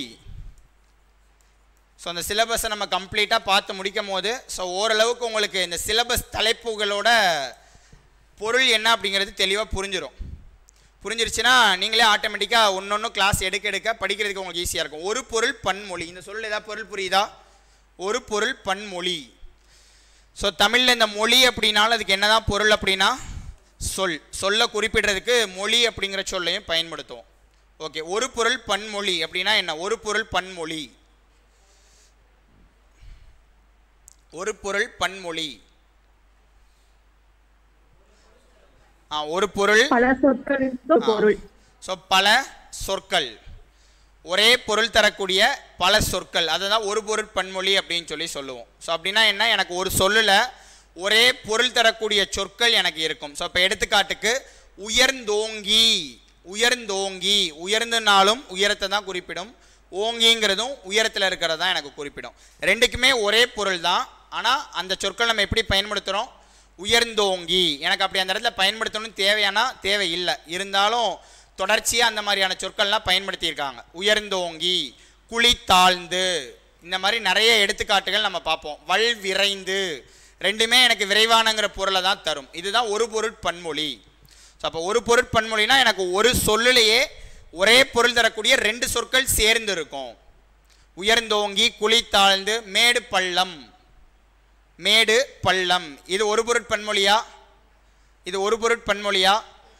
இல்லை, இது எதிர் இணை சொற்கள் அப்படின்னு சொல்லுவோம். எதுக்காக இந்த இடத்துல சொன்னேன்னா, அப்போ எனக்கு ஒரு பொருள் பன்மொழி தெளிவாக நம்ம அதை புரிஞ்சுக்கிறணும். எனக்கு அந்த பொருந்தா சொல்லுங்கிறது இதன் அடிப்படையில் கேட்கலாம். ஸோ அப்போ ஒரு இடத்துலையும் ஒரு தெளிவான புரிதல் நமக்கு இருக்கணும். மீ மிசை, மீ மிசை, மீ அப்படின்னாலும் மேலே தான், மிசை அப்படின்னாலும் மேலே தான். அப்போ இதெல்லாம் ஒரு பொருள் பன்மொழி சொற்கள். இது ஒரு புக்கில் இருக்கக்கூடிய ஒரு 2-3 எடுத்துக்காட்டுகள் சொல்கிறேன். இதை நமக்கு ஒரு தனி தலைப்பாகவே நமக்கு கொடுத்துருக்காங்க. ஸோ அப்போ இலக்கிய பகுதிகளில் எங்கெல்லாம் இந்த மாதிரி ஒரு பொருள் பன்மொழி இருக்கோ அதை ஃபுல்லாக தொகுத்து நம்ம பார்க்கணும். ஸோ அடுத்தது இருபொருள் குறிக்கக்கூடிய சொற்கள். இருபொருள் குறிக்கும் சொற்கள். இருபொருள் குறிக்கும் சொற்கள். ஸோ எனக்கு ஒரு சொல், அதுக்கு எத்தனை பொருள் இருக்கும்? 2 பொருள் தரக்கூடியதாக இருக்கும். ஸோ அதுக்கு எதாவது எடுத்துக்காட்டு சொல்லுங்க. இருபொருள் குறிக்கும் சொற்கள். திங்கள், நிலவு, மாதம். ஓகே, திங்கள் அப்படிங்கிறது சந்திரனையும் குறிப்பிடும், மாதத்தையும் குறிப்பிடும். ஓகே, வேற? மதி அப்படிங்கிறது அறிவையும் குறிப்பிடும், நிலவு சந்திரனையும் குறிப்பிடும். படி, படி. ஸோ படிங்கிறது எடையையும் குறிப்பிடும், படித்தலையும் எனக்கு குறிப்பிடும். ஸோ இதெல்லாம் நமக்கு ரொம்ப எளிமையாக இருக்கக்கூடிய சொற்கள். ஸோ நமக்கு இது எல்லாமே எதோட படிக்கணும் அப்படின்னா இலக்கியத்தின் அடிப்படையில் படிக்கணும். அதுதான் நமக்கு ரொம்ப முக்கியம். ஸோ அப்போ எடுத்துக்காட்டுக்கு வள்ளியம், வள்ளியம், வள்ளியம். ஸோ அந்த வள்ளியம்ங்கிற சொல்லுக்கு வலிமை அப்படின்னு ஒரு பொருள் உண்டு. வள்ளியம்னா வலிமை அப்படின்னு பொருள். இதே சொல்ல சங்க இலக்கியங்களில் மிளகு குறிப்பிடுறதுக்காக பயன்படுத்தியிருக்காங்க. இந்த வள்ளியம்ங்கிற சொல்லுக்கு மிளகு அப்படிங்கிற பொருளும் உண்டு. ஸோ அப்போ இலக்கியத்தில் இது திருக்குறளில் நமக்கு சிலபஸில் கொடுத்துருக்குறாங்க. அப்போ நீங்கள் எந்த பாடல் வரி படித்தாலும் அந்த பாடல் வரியில் ஒரு சொல்லுக்கு பொருள் தெரியலை அப்படின்னா நீங்கள் உடனே என்ன பண்ணணும்? அந்த பொருளை நீங்கள் சர்ச் பண்ணி நோட் பண்ணணும். ஸோ அந்த மாதிரி நீங்கள் தேடுதல் இருந்துக்கிட்டே இருக்கணும். கடைசி எக்ஸாம் ஹாலுக்கு நம்ம போகிற வர நம்ம படிக்கிற விஷயத்தில் தமிழ் சிலபஸை பொறுத்தளவில் ஏதாவது ஒரு சொல் தெரியாத சொல் இருக்குதா, உடனே அதுக்கு சர்ச் பண்ணி அதோட பொருளை தெரிஞ்சு வச்சுக்கிறணும். ஏதோ ஒரு வகையில் அந்த இடத்துல நமக்கு பயன்படும். அது இதில் இன்னொரு விஷயம் என்ன அப்படின்னா, நம்ம படித்து மனப்பாடம் பண்ணக்கூடிய அதே பாடல் வரிகள் அதன் அடிப்படையிலே எனக்கு கொஷின் இருக்குமானா வாய்ப்பு குறைவு தான். எந்த அளவுக்கு நிறைய இலக்கிய பாடல் வரிகளை நம்ம வாசிக்கிறோமோ அதுவே நமக்கு அந்த இடத்துல எப்படி கை கொடுக்கும் அப்படின்னா, இப்போ எடுத்துக்காட்டுக்கு திருக்குறள் நீங்கள் ரெகுலராக டெய்லி ரீட் பண்ணிக்கிட்டே இருக்கிறீங்க. உங்களுக்கு தெரியாத திருக்குறள் எக்ஸாமில் நமக்கு ஒரு கொஷினாக கேட்டாங்கனாலும் அங்கே உங்களுக்கு எப்படி இருக்கும்? அது ஒரு 2-3 டைம் ரீட் பண்ணிங்கன்னா கட்டாயமாக அதனுடைய பொருள் உங்களுக்கு ஒரு 90% புரியும். ஸோ அப்போ இலக்கியத்துக்கு கொஞ்சம் நீங்கள் முக்கியத்துவம் கொடுக்கணும். அது நமக்கு யூனிட் 6லையும் யூஸ்ஃபுல்லாக இருக்கும், தமிழில் இருக்கக்கூடிய அந்த 15 கொஸ்டின்லையும் நமக்கு யூஸ்ஃபுல்லாக இருக்கும். இலக்கியத்தோடு பொருந்திய இலக்கணம், நமக்கு சந்திப்பிலையிலேருந்து அத்தனை தலைப்புகளும் நமக்கு இலக்கியத்தின் அடிப்படையில் கேட்கலாம். இது எதுக்காக திரும்ப திரும்ப சொல்கிறேன்னா, இப்போ ரீசெண்ட் எக்ஸாம்ஸில் நிறைய எக்ஸாமோட கொஷின் பேப்பர் பார்க்கும்போது இலக்கியத்தின் அடிப்படையில் தான் அதிகமாக கொஷின் கேட்குறாங்க. அப்போ அதுக்கு நமக்கு சொல்லுக்கே பொருள் தெரியலை, அந்த பாடல் வரைக்கே பொருள் புரியலை அப்படின்னா நம்மளால் கண்டிப்பாக ஆன்சர் பண்ண முடியாது. இதில் இருக்க அத்தனை 85 கொஷினில் 15 ஆங்கில சொல் தமிழ் சொல் இல்லாமல் இருக்கக்கூடிய 70 கொஷினுக்கு நமக்கு எதுலேருந்து கொஷின் கேட்கலாம் அப்படின்னா இலக்கியத்திலேருந்து அப்படியே நமக்கு கொஷின் கேட்கலாம். ஸோ அடுத்த தலைப்பு பேச்சு வழக்கு எழுத்து வழக்கு. பேச்சு வழக்கு எழுத்து வழக்கு. பேச்சு வழக்கு எழுத்து வழக்கு. பேச்சு வழக்கு எழுத்து வழக்குனா என்ன? வழக்கு அப்படின்னா என்ன? வழக்கு வழக்கு. ஸோ ப்ராக்கெட்டில் வழக்கு அப்படிங்கிற தலைப்பு போட்டுக்கோங்க. இது ஸ்கூல் புக்கில் நமக்கு சிலபஸில் இந்த டாபிக் படி வரக்கூடியது வழக்கு அப்படிங்கிற தலைப்பு. இயல்பு வழக்கு, தகுதி வழக்கு இதெல்லாம் நமக்கு புக்கில் கொடுத்துருப்பாங்க. அந்த இலக்கணம் கண்டிப்பாக நம்ம படிக்கணும். ஸோ புக்கில் எதெல்லாம் சிலபஸ் படி டேரெக்டாக இலக்கணமாக படிக்கணும், அதை அவங்க டேரெக்டாக கொடுக்கல, இன்டேரக்டாக கொடுத்துருக்காங்க ஒரு இடத்துலையும். அதை நம்ம தெளிவாக தெரிஞ்சுக்கிறணும். அப்போ பேச்சு வழக்கு எழுத்து வழக்கு அப்படின்னா வழக்குங்கிற இலக்கணத்தை நம்ம கண்டிப்பாக படிக்கணும். ஓகே, பேச்சு வழக்கு எழுத்து வழக்கு அப்படின்னா என்ன? பேச்சு வழக்கு எழுத்து வழக்கு நம்ம பேசும்போது கொச்சை சொற்களாக பயன்படுத்தும், எழுதும்போது ரொம்ப சரியான தமிழ் சொல்லாக நம்ம பயன்படுத்தணும். ஸோ கொச்சை சொற்கள் பயன்படுத்துகிறோம் அப்படின்னா, கொச்சை சொற்களை மட்டுமே பயன்படுத்துகிறோன்னா நம்மளுடைய மொழி அப்படிங்கிறது கொஞ்சம் கொஞ்சமாக சிதைந்து போக ஆரம்பிச்சிடும். ஸோ அப்போ ஒரு மொழி சிதையாமல் இருக்கனால கட்டாயம் நமக்கு அதுக்கு என்ன அப்படின்னா, அந்த மொழியினுடைய வடிவம் எப்பயுமே மாறவே கூடாது, அந்த இலக்கண விதியை விட்டு அது விலகவே கூடாது, மாறவே கூடாது. அதுக்காக தான் நம்ம இலக்கணம் படிக்கிறோம். ஸோ அப்போ மொழி சிதையக்கூடாது அப்படிங்கிறதுக்காக தான் என்ன படிக்கிறோம்? இலக்கணம் அப்படிங்கிறது படிக்கிறோம். ஓகே, ஸோ அப்போ பேச்சு வழக்கு எழுத்து வழக்கு. பேச்சு வழக்குலேயே நம்ம நிறைய சொற்கள் தவறாக பயன்படுத்துவோம். ஸோ ஏதாவது எடுத்துக்காட்டு சொல்லுங்கள். பேச்சு வழக்கில் பயன்படுத்துறது ஒன்றா இருக்கும், எழுத்து வழக்கு. இப்போ கயறு அப்படின்னு சொல்லுவோம், கயறு. எழுத்து வழக்கில் என்ன? கயிறு. கயிறு அப்படிங்கிறது எழுத்து வழக்கில் சரியாக எழுதுவோம். ஸோ எழுதும்போது கரெக்டாக எழுத்துக்களை பயன்படுத்துவோம், பேசும்போது அதை சரியாக பயன்படுத்த மாட்டோம். அருவாமனை அப்படின்னு சொல்லுவோம், அறிவாள் மனை. அறிவாள் மனை. ஸோ மெனக்கிட்டு. மெனக்கிட்டு மெனக்கிட்டு இதை போய் செஞ்சேயாக்கும் அப்படின்னு சொல்லிட்டு சொல்லுவாங்க. ஆமாம் தானே? மெனக்கிட்டு இதை போய் செஞ்சே அப்படிம்பாங்க. அப்படின்னா என்ன? அதோட பொருள் என்ன? புரியலைங்க சார். கஷ்டப்பட்டு துயரப்பட்டு. ஓகே, நம்ம ஒரு பொருளாக எடுத்துக்கிறோம், அதுக்கு ரொம்ப சரியா தமிழ்ல ஒரு பொருள் எழுதி வச்சிருப்பாங்க. அப்படின்னா என்ன? வெட்டியா? எஸ், வினை கெட்டு. வினை கெட்டு. செய்யறதுக்கு எத்தனையோ வேலைகள் வினைகள் இருந்திருக்கும், அதெல்லாம் விட்டு போட்டு இதை போய் செஞ்சேயாக்கும், அதுதான் அந்த மெனக்கெட்டு அப்படிங்கிறதோட பொருள். ஸோ அப்போ இந்த மாதிரியான சொற்களுக்கு இணையான சரியான எழுத்து வழக்கு நமக்கு தெரிஞ்சு வச்சுருக்கணும். இதெல்லாம் ஸ்கூல் புக்கில் ஒரு 10ஓ 20ஓ கொடுத்துருப்பாங்க, அதெல்லாம் நமக்கு பத்தவே பத்தாது. ஸோ அப்போ எந்த அளவுக்கு நம்மளால் அதிகமான இன்ஃபர்மேஷன் இஸ் வெல்த்ன்னு சொல்லுவாங்களே, அதுதான். அது ரொம்ப முக்கியம். இந்த இடத்துல நமக்கு அதிகமான தகவல்களை படித்து வச்சோம் அப்படின்னா அதிகமாக நமக்கு ஸ்கோர். மற்றவங்க ஒரு 50 சொற்கள் பொருள் படிச்சிருக்காங்கன்னா நீங்கள் ஒரு 100 சொற்கள் பொருள் படிச்சிருந்தீங்கன்னா உங்களுக்கு ஒரு 2 கொஷின் 3 கொஷின் நீங்கள் அதிகமாக கரெக்டாக ஆன்சர் பண்ணுவீங்க. ஸோ அப்போ எந்த அளவுக்கு அந்த மனப்பாடம் பண்ணக்கூடிய பகுதிகள் இல்லை உண்டு. 85ஐயும் நீங்கள் எப்படி பிரிக்கலாம் அப்படின்னா, ஸோ 15 இலக்கியம் இல்லாமல் 85 கொஸ்டினில் 50 35 அப்படின்னு சொல்லி பிரிக்கலாம். இந்த 50க்கு முழுக்க முழுக்க நம்ம கிளாஸில் விதிகளோட தெளிவாக நம்ம பார்ப்போம்.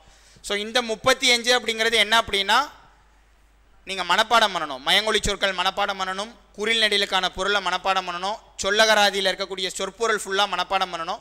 இந்த மாதிரி நிறைய விஷயத்தை நம்ம மனப்பாடம் பண்ணணும். ஸோ அப்போ அந்த 50 கொஸ்டின்ஸ் அப்படிங்கிறதா நம்ம கான்செப்ட் வைஸாக கிளாஸில் ஃபுல்லாக இலக்கணம் பார்க்க போகிறோம், ஒரு தலைப்புகளும் தெளிவாக. ஓகே, ஸோ அடுத்தது ஒரு சொல்லிற்கு இணையான வேறு சொல் அறிதல். ஸோ இது எல்லாமே மேலே நம்ம பார்த்தா அதே, இது ஒரு பேட்டர்ன் தான். ஸோ எனக்கு ஒரு சொல் அப்படின்னா அதே பொருள் தொடரக்கூடிய இன்னொரு சொல்லை தேர்ந்தெடுக்கக்கூடியது. அடுத்தது கோடிட்ட இடத்தில் சரியான சொல்லை தேர்ந்தெடுத்து எழுதுதல் அப்படின்னு சொல்லிட்டு சில எடுத்துக்காட்டுகள் எனக்கு கொடுத்துருக்காங்க. கோடிட்ட இடத்தில் சரியான சொல்லை தேர்ந்தெடுத்து எழுதுதல். ஸோ எடுத்துக்காட்டு கொடுத்துருக்காங்க பாருங்க. பள்ளிக்கு சென்று கல்வி பயிலுதல் சிறப்பு. ஸோ எனக்கு அடைப்புக்குறிக்குள்ள பயிலுதல் எழுதுதல் அப்படின்னு கொடுத்துருக்காங்க. பயிலுதல் எழுதுதல். ஸோ எதுக்காக பள்ளிக்கு போகிறோம்? படிப்பதற்காக, கற்பதற்காக. ஸோ அப்போ அந்த இடத்துல எனக்கு இது ரொம்ப எளிமையாக புரியணுங்கிறதுக்காக இந்த இடத்துல கொடுத்துருக்காங்க. ஸோ அப்போ இந்த மாதிரி எனக்கு ஒரு சொற்றொடர் கொடுத்தாங்கன்னா அந்த இடத்துல எனக்கு கோடிட்ட இடத்துல சரியான சொல்ல நிரப்பணும் அப்படின்னா நமக்கு என்ன தெரிஞ்சிருக்கணும், அந்த சொல்லோட பொருள் நமக்கு தெரிஞ்சிருக்கணும், அந்த சொல்லோட பொருள் தெரிஞ்சிருக்கணும். இதெல்லாம் எளிமையான எடுத்துக்காட்டுகள். நம்ம இன்னும் அடுத்தடுத்த லெவலில் நம்ம நிறைய எக்ஸாம்பிள்ஸ் அப்படிங்கிறது கிளாஸில் பார்ப்போம். ஸோ அடுத்தது வானில் டேஷ் தோன்றினால் மழை பொழியும், அதெல்லாம் அதோட தொடர்புடையதான். அடுத்தது பொருத்தமான பொருளை தெரிவு செய்தல். நீங்கள் அந்த தலைப்பை மட்டும் நோட் பண்ணிக்கோங்க, அந்த எக்ஸாம்பிள்ஸ்லாம் எதுவும் நோட் பண்ண வேண்டாம். இங்கே எக்ஸ்ட்ராவாக ஏதாவது நான் எடுத்துக்காட்டு சொன்னேன்னா அது உங்களுக்கு புரிகிறதுக்காக நோட் பண்ணி வச்சுக்கோங்க.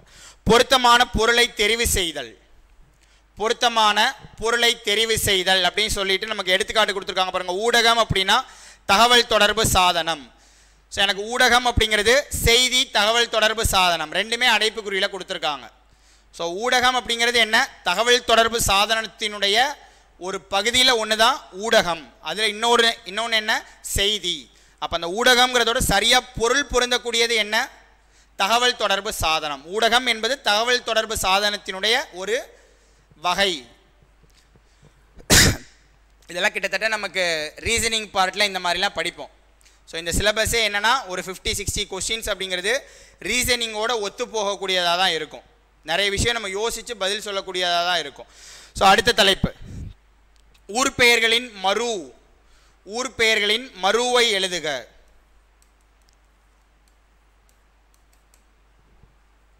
ஊர் பெயர்களின் மறுவை எழுதுக. ஸோ மறு அப்படின்னா என்ன, மறு. ஸோ இது எப்படி சொல்லணும், இது எப்படி வாசிக்கணும், இந்த சொல்ல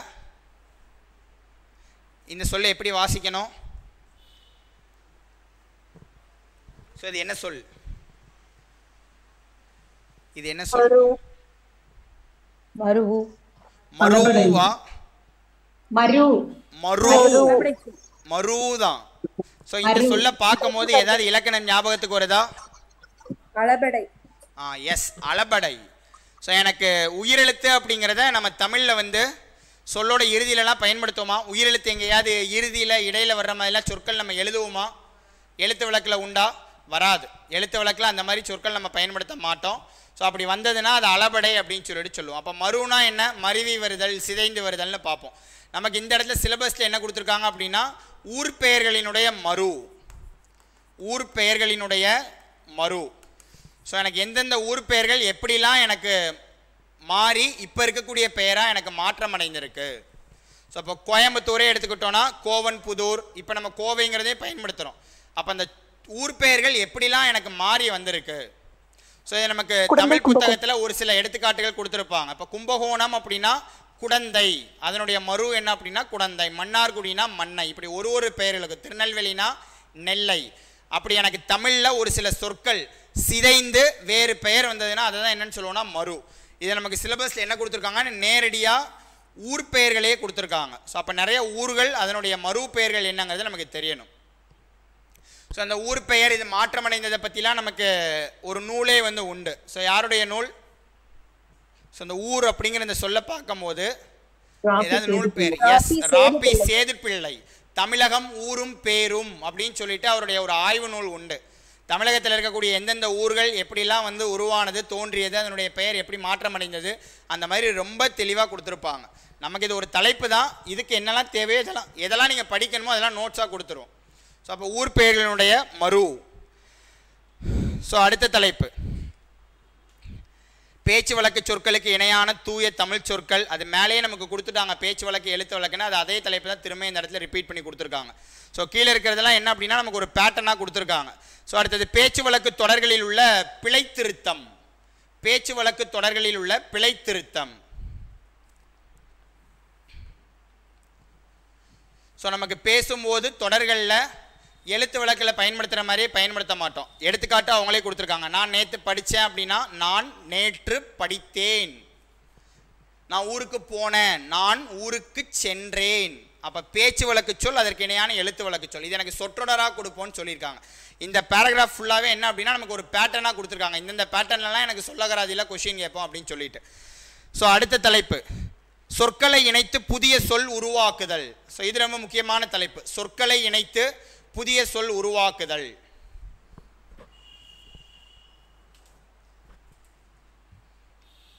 சொற்களை இணைத்து புதிய சொல் உருவாக்குதல். ஸோ அப்படின்னா என்ன, சொற்களை இணைத்து புதிய சொல் உருவாக்குதல். அந்த தலைப்பில் ஏதாவது புரியுதா? சொற்றொடர் இல்லை, புதிய சொல். எனக்கு 2 தனித்தனி சொற்கள் கொடுத்துருப்பாங்க. எனக்கு தமிழில் எந்த மாதிரியான சொற்கள்லாம் இருக்குது. இப்போ மணிமேகலைன்னு சொல்லுவோம், அது ஒரு பெயர்னு நமக்கு தெரியும். மணி அப்படிங்கிற சொல் இருக்கும், அங்கே மேகலைங்கிறது இருக்கும். அப்போ அந்த 2 சொல்லை சேர்த்தா தான் எனக்கு தமிழில் இருக்கக்கூடிய ஒரு சொல் எனக்கு உருவாகும்.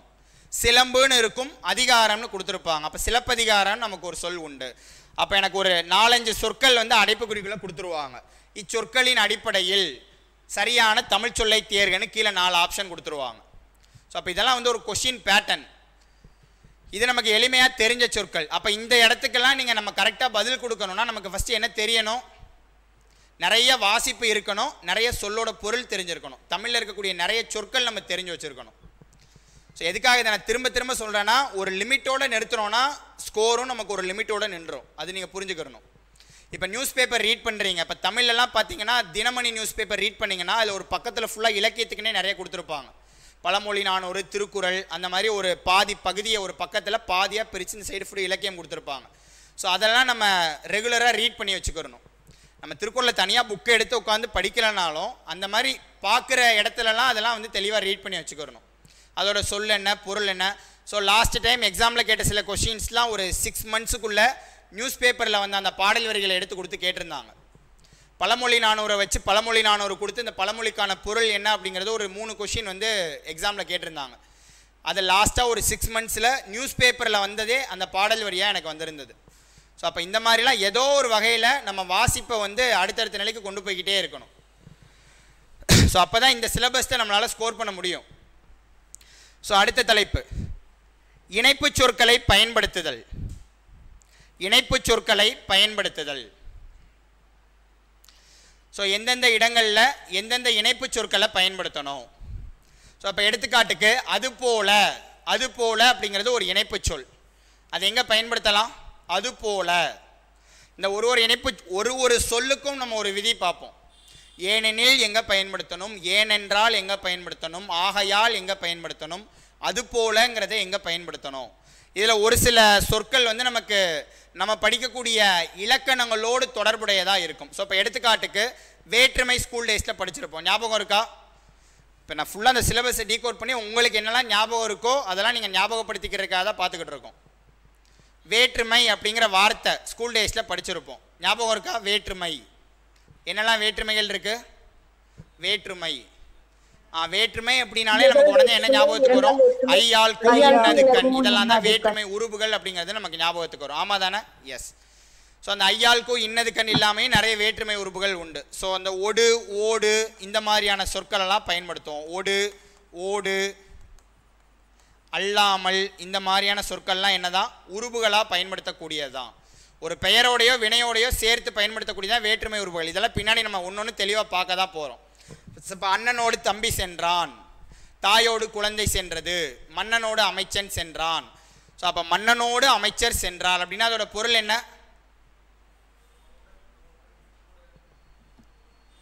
அதோட பொருள் என்ன? மன்னனோடு அமைச்சர் சென்றார்னா என்ன? மன்னனும் அமைச்சரும் சென்றனர். மன்னனும் அமைச்சரும் சென்றனர் அப்படிங்கிறதா அதோட பொருள். ஆமா தானே? 2 பேருமே சென்றார்கள். ஸோ அப்போ இந்த இணைப்பு சொற்கள் பயன்படுத்தக்கூடியதுலையுமே ஒரு இடத்துலையும் ஒரு விதி உண்டு. ஸோ இப்போ எடுத்துக்காட்டுக்கு இந்த ஒடுங்கிற சொல்ல பயன்படுத்தணும் அப்படின்னா அந்த இடத்துல அல்லாமல்ங்கிற சொல்ல பயன்படுத்த மாட்டோம். ஸோ அப்போ இதெல்லாம் பேச்சு வழக்கில் நம்ம பயன்படுத்துறது. அப்போ எடுத்துக்காட்டுக்கு அவன் மட்டும் வந்ததோடு இல்லாமல் இன்னொருத்தனையும் கூட கூட்டு வந்துட்டான் அப்படின்னு சொல்லிட்டு சொல்லுவோம். ஸோ அவன் மட்டும் வந்தது அல்லாமல் வேறொருவரையும் அழைத்து வந்து விட்டான். ஸோ அப்போ இந்த தொடர் நம்ம பேச்சு வழக்கில் பயன்படுத்தும் போது அந்த ஓடுன்னு பயன்படுத்தணும்னா அல்லாமல், இதோட பொருள் என்ன?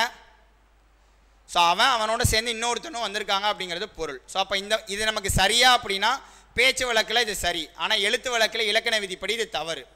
அவன் வந்ததோடு வேறொருவனும் உடன் வந்தான்னா எனக்கு சரி. அப்போ ஓடுங்கிற சொல்ல பயன்படுத்தணும்னா இந்த அல்லாமல்ங்கிற சொல்ல பயன்படுத்தக்கூடாது. இந்த மாதிரி இணைப்பு சொல்லையே ஒரு இடத்துலையும் ஒரு விதி பார்ப்போம். இப்போ அது போலங்கிற சொல் இருக்குது. அது போலனா என்ன? அது போல, அது போல, அது போலங்கிற சொல்ல பார்க்கும்போது ஏதாவது படித்தது ஞாபகம் இருக்கா? ஸோ நல்லா புரிஞ்சுக்காங்க, இது கிளாஸ் இல்லை, சிலபஸ் டீகோடிங் தான். நான் ஏதோ வேகமாக சொல்கிற மாதிரியே உங்களுக்கு சிலபஸை கம்ப்ளீட்டாக நீங்கள் புரிஞ்சுக்கிறணும். ஸோ அடுத்து ரொம்ப அடிப்படையில் இருந்து இது இப்போ தான் எனக்கு புதுசாக தமிழ் நான் சிலபஸே படிக்கிறேனாலும் உங்களுக்கு பேசிக்லேருந்து எல்லாமே நம்ம பார்க்க தான் போகிறோம். அது போல அந்த சொல்ல பார்க்கும்போது ஏதாவது இலக்கணம் ஞாபகத்துக்கு வருதா? உவம உருபு வெளிப்படை. ஓகே, உவம உருபு. போலங்கிறது உவம உருபுன்னு சொல்லிட்டு சொல்லுவோம். அது போல அப்படின்னா என்ன? அது போல ஒப்பிட்டு பார்க்கிறது. ஒப்பிட்டு குறிப்பிடக்கூடியது. ஸோ இதில் அணி இலக்கணத்துலலாம் அது போலங்கிற சொல் மறைந்து வரக்கூடியது அப்படின்னு சொல்லிட்டு எடுத்துக்காட்டு ஓமைன்னு நம்ம கடைசி அணி இலக்கணம் பார்க்கும்போது பார்ப்போம். ஸோ அப்போ அது போல இப்போ எடுத்துக்காட்டுக்கு காந்தம் இரும்பை இழுக்கும். காந்தம் இரும்பை இழுக்கும். நல்லவர்களை ஸோ இடையில ஒரு கோடிட்டுட்டாங்க. என்ன இணைப்பு சொல்ல நான் பயன்படுத்தணும்? அது போல. காந்தம் இரும்பை இழுக்கும், அது போல நல்லவர்களை நட்பு இணைக்கும். ஸோ அப்போ எந்த ரெண்டு தொடர்களுக்கு இடையில என்ன இணைப்பு சொல்ல பயன்படுத்தணும் அப்படிங்கிறது நமக்கு தெரியணும். ஸோ அப்போ இந்த மாதிரி கொடுத்துருக்கக்கூடிய இணைப்பு சொற்களுக்கெல்லாம் ஃபுல்லாக கம்ப்ளீட்டாக நம்ம விதிகள் பார்ப்போம். இதெல்லாம் வந்து கொடுத்துட்டாங்க, ஆப்ஷனை பார்த்து கரெக்டாக போட்டுடலாமான்னா ஆப்ஷனை பார்த்தோன்னா ஏனென்றால்னாலும் எனக்கு ஒரே பொருளாக இருக்கும், ஏனெனில்னாலும் ஒரே பொருளாக இருக்கும், எனவேனாலும் ஒரே பொருளாக இருக்கும், ஆகவேனாலும் ஒரே. எதை பயன்படுத்தணும்னாலும் சரியாக இருக்கிற மாதிரியே இருக்கும். எந்த இடத்துல எதை பயன்படுத்தணுங்கிறது நமக்கு தெளிவாக தெரியணும். ஓகே. ஸோ அப்போ இணைப்பு சொற்களை பயன்படுத்துதல்னு ஒரு சில இணைப்பு சொற்கள் அடைப்புக்குறியில் நோட் பண்ணி வச்சுக்கோங்க. ஸோ அடுத்த தலைப்பு பல பொருள் தரும் ஒரு சொல். இது மேலேயே நோட் பண்ணியிருந்திருப்பீங்க, பல பொருள் தரும் ஒரு சொல். ஸோ அப்போ அந்த முதல் ரெண்டு பகுதி என்ன அப்படின்னா தமிழில் என்னெல்லாம் எழுத்துக்கள் இருக்குது, எழுத்துக்களை வச்சு எந்த மாதிரியான சொற்கள் இருக்குது, சொல்லோட பொருள், இதெல்லாம் தெரிஞ்சுக்கிட்டோம். அப்போ இதெல்லாம் தெரிஞ்சுக்கிட்டோம் அப்படின்னா அடுத்த கட்டம் என்ன? எழுதுறது. தமிழில் எழுதக்கூடியது. அதுதான் நமக்கு அடுத்த சிலபஸில் கொடுத்துருக்கக்கூடிய அழகு. எழுதும் திறன். எழுதும் திறன். ஸோ நம்ம தமிழில் ஒரு சொற்றொடரை உருவாக்கணும் அப்படின்னா அதுக்கு என்னெல்லாம் தெரிஞ்சிருக்கணுங்கிறது மேலேயே கொடுத்துட்டாங்க. இந்த எழுதும் திறனுக்குள்ளே என்ன கொடுத்துருக்காங்கன்னா எனக்கு ஒரு சொற்றொடரை உருவாக்குதல், எனக்கு ஒரு தமிழ் சொற்றொடர் எழுதணும் அப்படின்னா நான் அதுக்கு என்னெல்லாம் இலக்கணங்கள் தெரிஞ்சிருக்கணும், அதுதான் இந்த எழுதும் திறனில் கொடுத்துருக்காங்க. ஸோ அதை ஃபஸ்ட்டு எடுத்தவொடனே எனக்கு தலைப்பு கொடுத்துருக்காங்க பாருங்கள், சொற்களை ஒழுங்குபடுத்தி சொற்றொடர் அமைத்தல் அப்படின்னு ஒரு தலைப்பு கொடுத்துருப்பாங்க. சொற்களை ஒழுங்குபடுத்தி சொற்றொடர் அமைத்தல் அப்படின்னா என்ன? ஸோ இங்கிலீஷில் ஜம்பிள்டு சென்டென்ஸ் அப்படின்னு சொல்லுவோம். எனக்கு சொற்களை மாற்றி மாற்றி கொடுத்துருப்பாங்க, நான் அது சரியாக எனக்கு எழுவாயில் தொடங்கி பயனிலையில் நான் சொற்றொடரை முடிவடைய வைக்கணும். ஸோ இப்போ எப்படி இங்கிலீஷில் நம்ம சப்ஜெக்ட், ஆப்ஜெக்ட், வெர்பு, அட்ஜெக்டிவ் அப்படின்னு சொல்லிட்டு நிறைய அதனுடைய பார்ட்ஸ் படிக்கிறோமோ அதே மாதிரி நமக்கு தமிழ்லையும் ஒரு சொற்றொடர் அப்படின்னா அதற்கான பகுதிகள் உண்டு. தமிழ் என்னெல்லாம் பகுதிகள் இருக்குது? எதாவது படித்தது ஞாபகம் இருக்கா? தமிழ் சொற்றொடர் அப்படின்னா அதனுடைய பகுதிகளாக எதெல்லாம் இருக்கும்? ஸோ ஏதாவது கிளாஸ் எடுக்கும் போது இலக்கணம் ரொம்ப எடுக்கிறது, கிளாஸ் ஸ்டார்ட் பண்ணதுக்கப்புறம் ஏதாவது போர் அடிச்சா சொல்லிடுங்க. ஸோ இலக்கணத்தை கொஞ்சம் அப்படியே விட்டுட்டு ஒரு 15 மினிட்ஸ் இலக்கியம் கொஞ்சம் பார்த்துக்கலாம். சொல்லுங்க மேம். எழுவாய். எழுவாய். எழுவாய். ஸோ தமிழ் சொற்றொடரில் எழுவாய், பயனிலை, செயப்படு பொருள் அப்படிங்கிறது எனக்கு ஒரு சொற்றொடரோட பகுதிகளாக இருக்கும். எனக்கு ஒரு சொற்றொடர்னா எழுவாயில் தொடங்கும், பயனிலையில் முடிவடையும், இடையில் செயப்படு பொருள் இருக்கும். இதுதான் எனக்கு ஒரு தமிழ் சொற்றொடரினுடைய பகுதிகளாக இருக்கும். ஸோ அப்போ எழுவாய் அப்படின்னா எனக்கு அந்த தொடர் உருவாவதற்கு காரணமாக இருக்கக்கூடியதான் எழுவாய். அப்போ எனக்கு ஒரு தமிழ் சொற்றொடர் உருவாக்கணும்னா எழுவாயில் தொடங்கி பயனிலையில் முடிவடைய வைக்கணுங்கிறது நமக்கு தெரியணும். அதில் எழுவாய்னா என்ன, பயனிலை அப்படின்னா என்ன, செயப்படு பொருள்னா என்ன, அதெல்லாம் ஒன்னொன்றுக்கும் விளக்கம் தெரிஞ்சிருந்தால் தான் நான் ஒரு சரியான சொற்றொடரை உருவாக்க முடியும். ஆமாம் தானே? எஸ். ஸோ அதுதான் சொற்றொடரை ஒழுங்குபடுத்துதல் அப்படின்னு சொல்லி நமக்கு சிலபஸில் கொடுத்துருக்காங்க. அந்த தலைப்பில் பெரும்பாலும் நமக்கு என்ன கொஸ்டின் இருக்கும் அப்படின்னா திருக்குறளோட பாடல் வரிகளை சீர் மாற்றி கொடுத்துருவாங்க. அது அடைப்புக்குறிக்குள்ள திருக்குறள்னு போட்டு வச்சுக்கோங்க. ஸோ அதில் பெரும்பாலும் கேட்கக்கூடியது என்ன அப்படின்னா இப்போ ஒரு திருக்குறள் இருக்குன்னா அதனுடைய சீர்களை நமக்கு மாற்றி கொடுத்துருவாங்க. கொடுத்துட்டு எனக்கு சரியான சீர் வரிசைப்படி அமைந்த குறட்பாவை தேர்ந்தெடுக்க அப்படின்னு கேட்பாங்க. ஸோ அப்போ எண்ணெய் துணிக கருமம் துணிந்த பின் எண்ணுவம் என்பது இழுக்கு அப்படின்னா எனக்கு அதனுடைய சீர்களை ஃபுல்லாக மாற்றி கொடுத்துருவாங்க. எண்ணுவம், இழுக்கு, கருமம், துணிந்த பின் அப்படின்னு சொல்லிட்டு கொடுத்துட்டு சரியான குறட்பாவினை தேர்ந்தெடுக்க. பெரும்பாலும் இலக்கிய பாடல் வரிகள் அடிப்படையில் தான் இந்த கொஸ்டின் கேட்குறாங்க. ஸோ அடுத்த தலைப்பு தொடர் வகைகள். தொடர் வகைகள். தொடர் வகைகள். ஸோ தொடர் அப்படின்னா என்ன? தொடர்னா என்ன? தொடர் தொடர் அப்படின்னா என்ன? ஒரு கம்ப்ளீட் சென்டென்ஸ். எஸ். தொடர்னா சென்டென்ஸ். ஓகே. பல சொற்கள் சேர்ந்து வரக்கூடியதான் எனக்கு என்ன? ஒரு தொடர். ஸோ அப்போ நம்ம தமிழில் ஒரு சொற்றொடர் உருவாக்குறோன்னா எழுவாய், பயனிலை, செயப்படு பொருள்னா அந்த பகுதிகளை ஃபுல்லாக தெரிஞ்சுக்கிறோன்னா எனக்கு எந்தெந்த தொடர்களை எப்படி உருவாக்கணும். எனக்கு இப்போ ஒரு வினாத்தொடர்னா கட்டாயமாக இறுதியில் ஒரு வினாச்சொல் இருக்கணும். எனக்கு ஒரு வினைமுற்று தொடர் அப்படின்னா இப்போ நான் பாடம் படித்தேன் அப்படின்னா அது எனக்கு முழுமையடைந்தது. படித்தேன் அப்படிங்கிற சொல்ல வச்சு முழுமையடையுது. அவன் பாடம் படித்தானா அப்படின்னா அது வினா. அப்போ எனக்கு ஒரு வினா தொடர்னா எப்படி இருக்கணும், ஒரு வினைமுற்று தொடர்னா எப்படி இருக்கணும், ஒரு வினையெச்ச தொடர்னா எப்படி இருக்கணும் அப்படின்னு சொல்லிட்டு எனக்கு ஒரு தொடரினுடைய வகைகளை பற்றி நம்ம தெரிஞ்சுக்கிறோம். ஸோ அது நமக்கு இலக்கணப்படி என்ன அப்படின்னா தொகைநிலை தொகாநிலை தொடர்கள். ஸோ அடைப்புக்குறிக்குள்ள நோட் பண்ணி வச்சுக்கோங்க. தொகைநிலை தொகாநிலை தொடர்கள், தொகைநிலை தொகாநிலை தொடர்கள். இது நமக்கு டைரெக்டாக சிலபஸில் கொடுக்கல நமக்கு. ஆனால் இலக்கணத்தில் நம்ம அதுக்கு என்ன பார்ப்போம், தொகைநிலை தொகாநிலை தொடர்கள். ஸோ இது இல்லாமல் இந்த தொடரினுடைய வகைகளாக நம்ம என்னெல்லாம் பார்க்க போகிறோம். ஸோ பெயரெச்சம் வினையெச்சம் இதெல்லாம் வந்து தொகைநிலை தொகாநிலையில் பார்ப்போம்.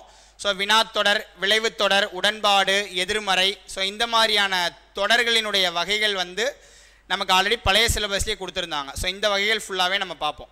செய்தி தொடர், வினாத்தொடர், உணர்ச்சி தொடர் அப்படின்னு எல்லா தொடர்களினுடைய வகைகள், நேர்கூற்று, அயற்கூற்று, தனிநிலை, தொடர்நிலை, கலவை, இந்த தொடரோட வகைகள் ஃபுல்லாக பார்ப்போம். ஸோ தொடர் வகைகள்னால் அது மட்டும் இல்லாமல் இலக்கணத்தில் அந்த தொகைநிலை தொகாநிலைங்கிறத நம்ம பார்க்கணும். ஸோ அடுத்து செய்வினை செயற்பாட்டு வினை தன்வினை பிறவினை. செய்வினை செயற்பாட்டு வினை தன்வினை பிறவினை.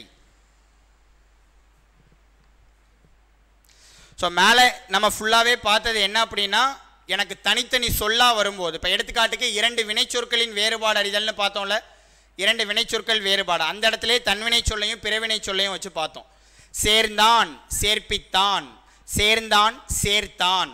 சேர்ந்தான் அப்படின்னா நானே ஒரு இடத்துக்கு போய் சேர்ந்தேன்னு பொருள். சேர்த்தான் அப்படின்னா இன்னொருத்தவங்க கிட்ட கொண்டு போய் சேர்த்தான். அதை தான் தன்வினை பிறவினைன்னு சொல்லுவோம்.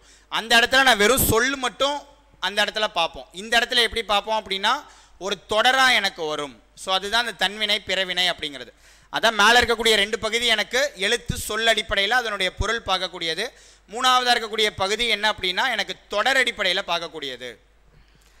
ஸோ அடுத்து செய்வினை செயற்பாட்டு வினை தன்வினை பிறவினை. ஸோ அடுத்த தலைப்பு ஒருமைப்பன்மை பிழையறிந்து சரியான தொடர் அறிதல்.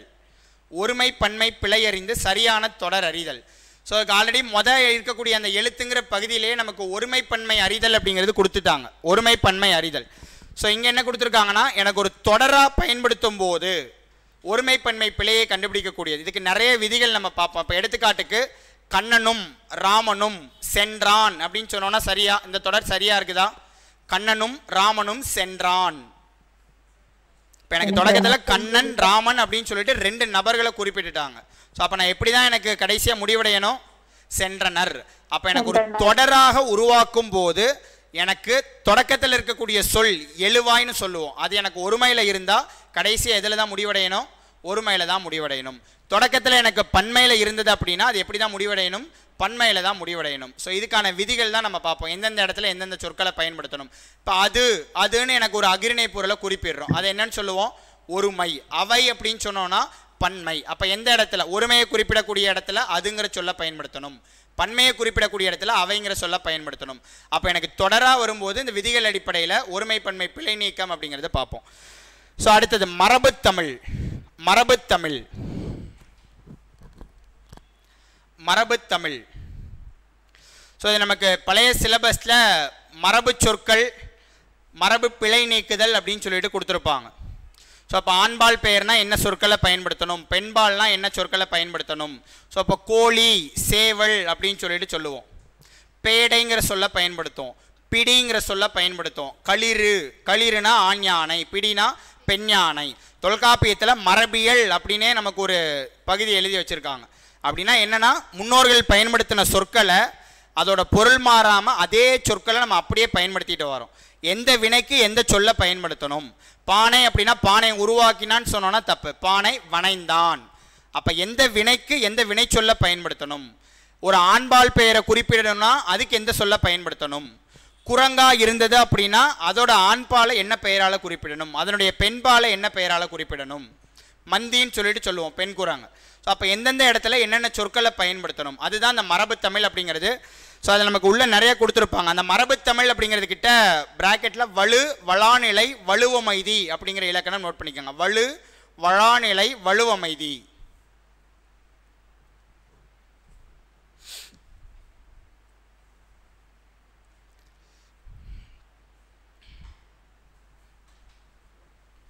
ஸோ இப்போ ஒரு பொருட்பன்மொழின்னு எழுத்து சொல் பார்க்கும்போது ஒரு விஷயம் சொல்லியிருந்தோம். ஒரு பொருட்பன்மொழி எனக்கு ஒரே பொருள் தரக்கூடிய நிறைய சொற்கள் ஒரே சொல்லாக வந்ததுன்னா அது என்னன்னு சொல்லுவோம்?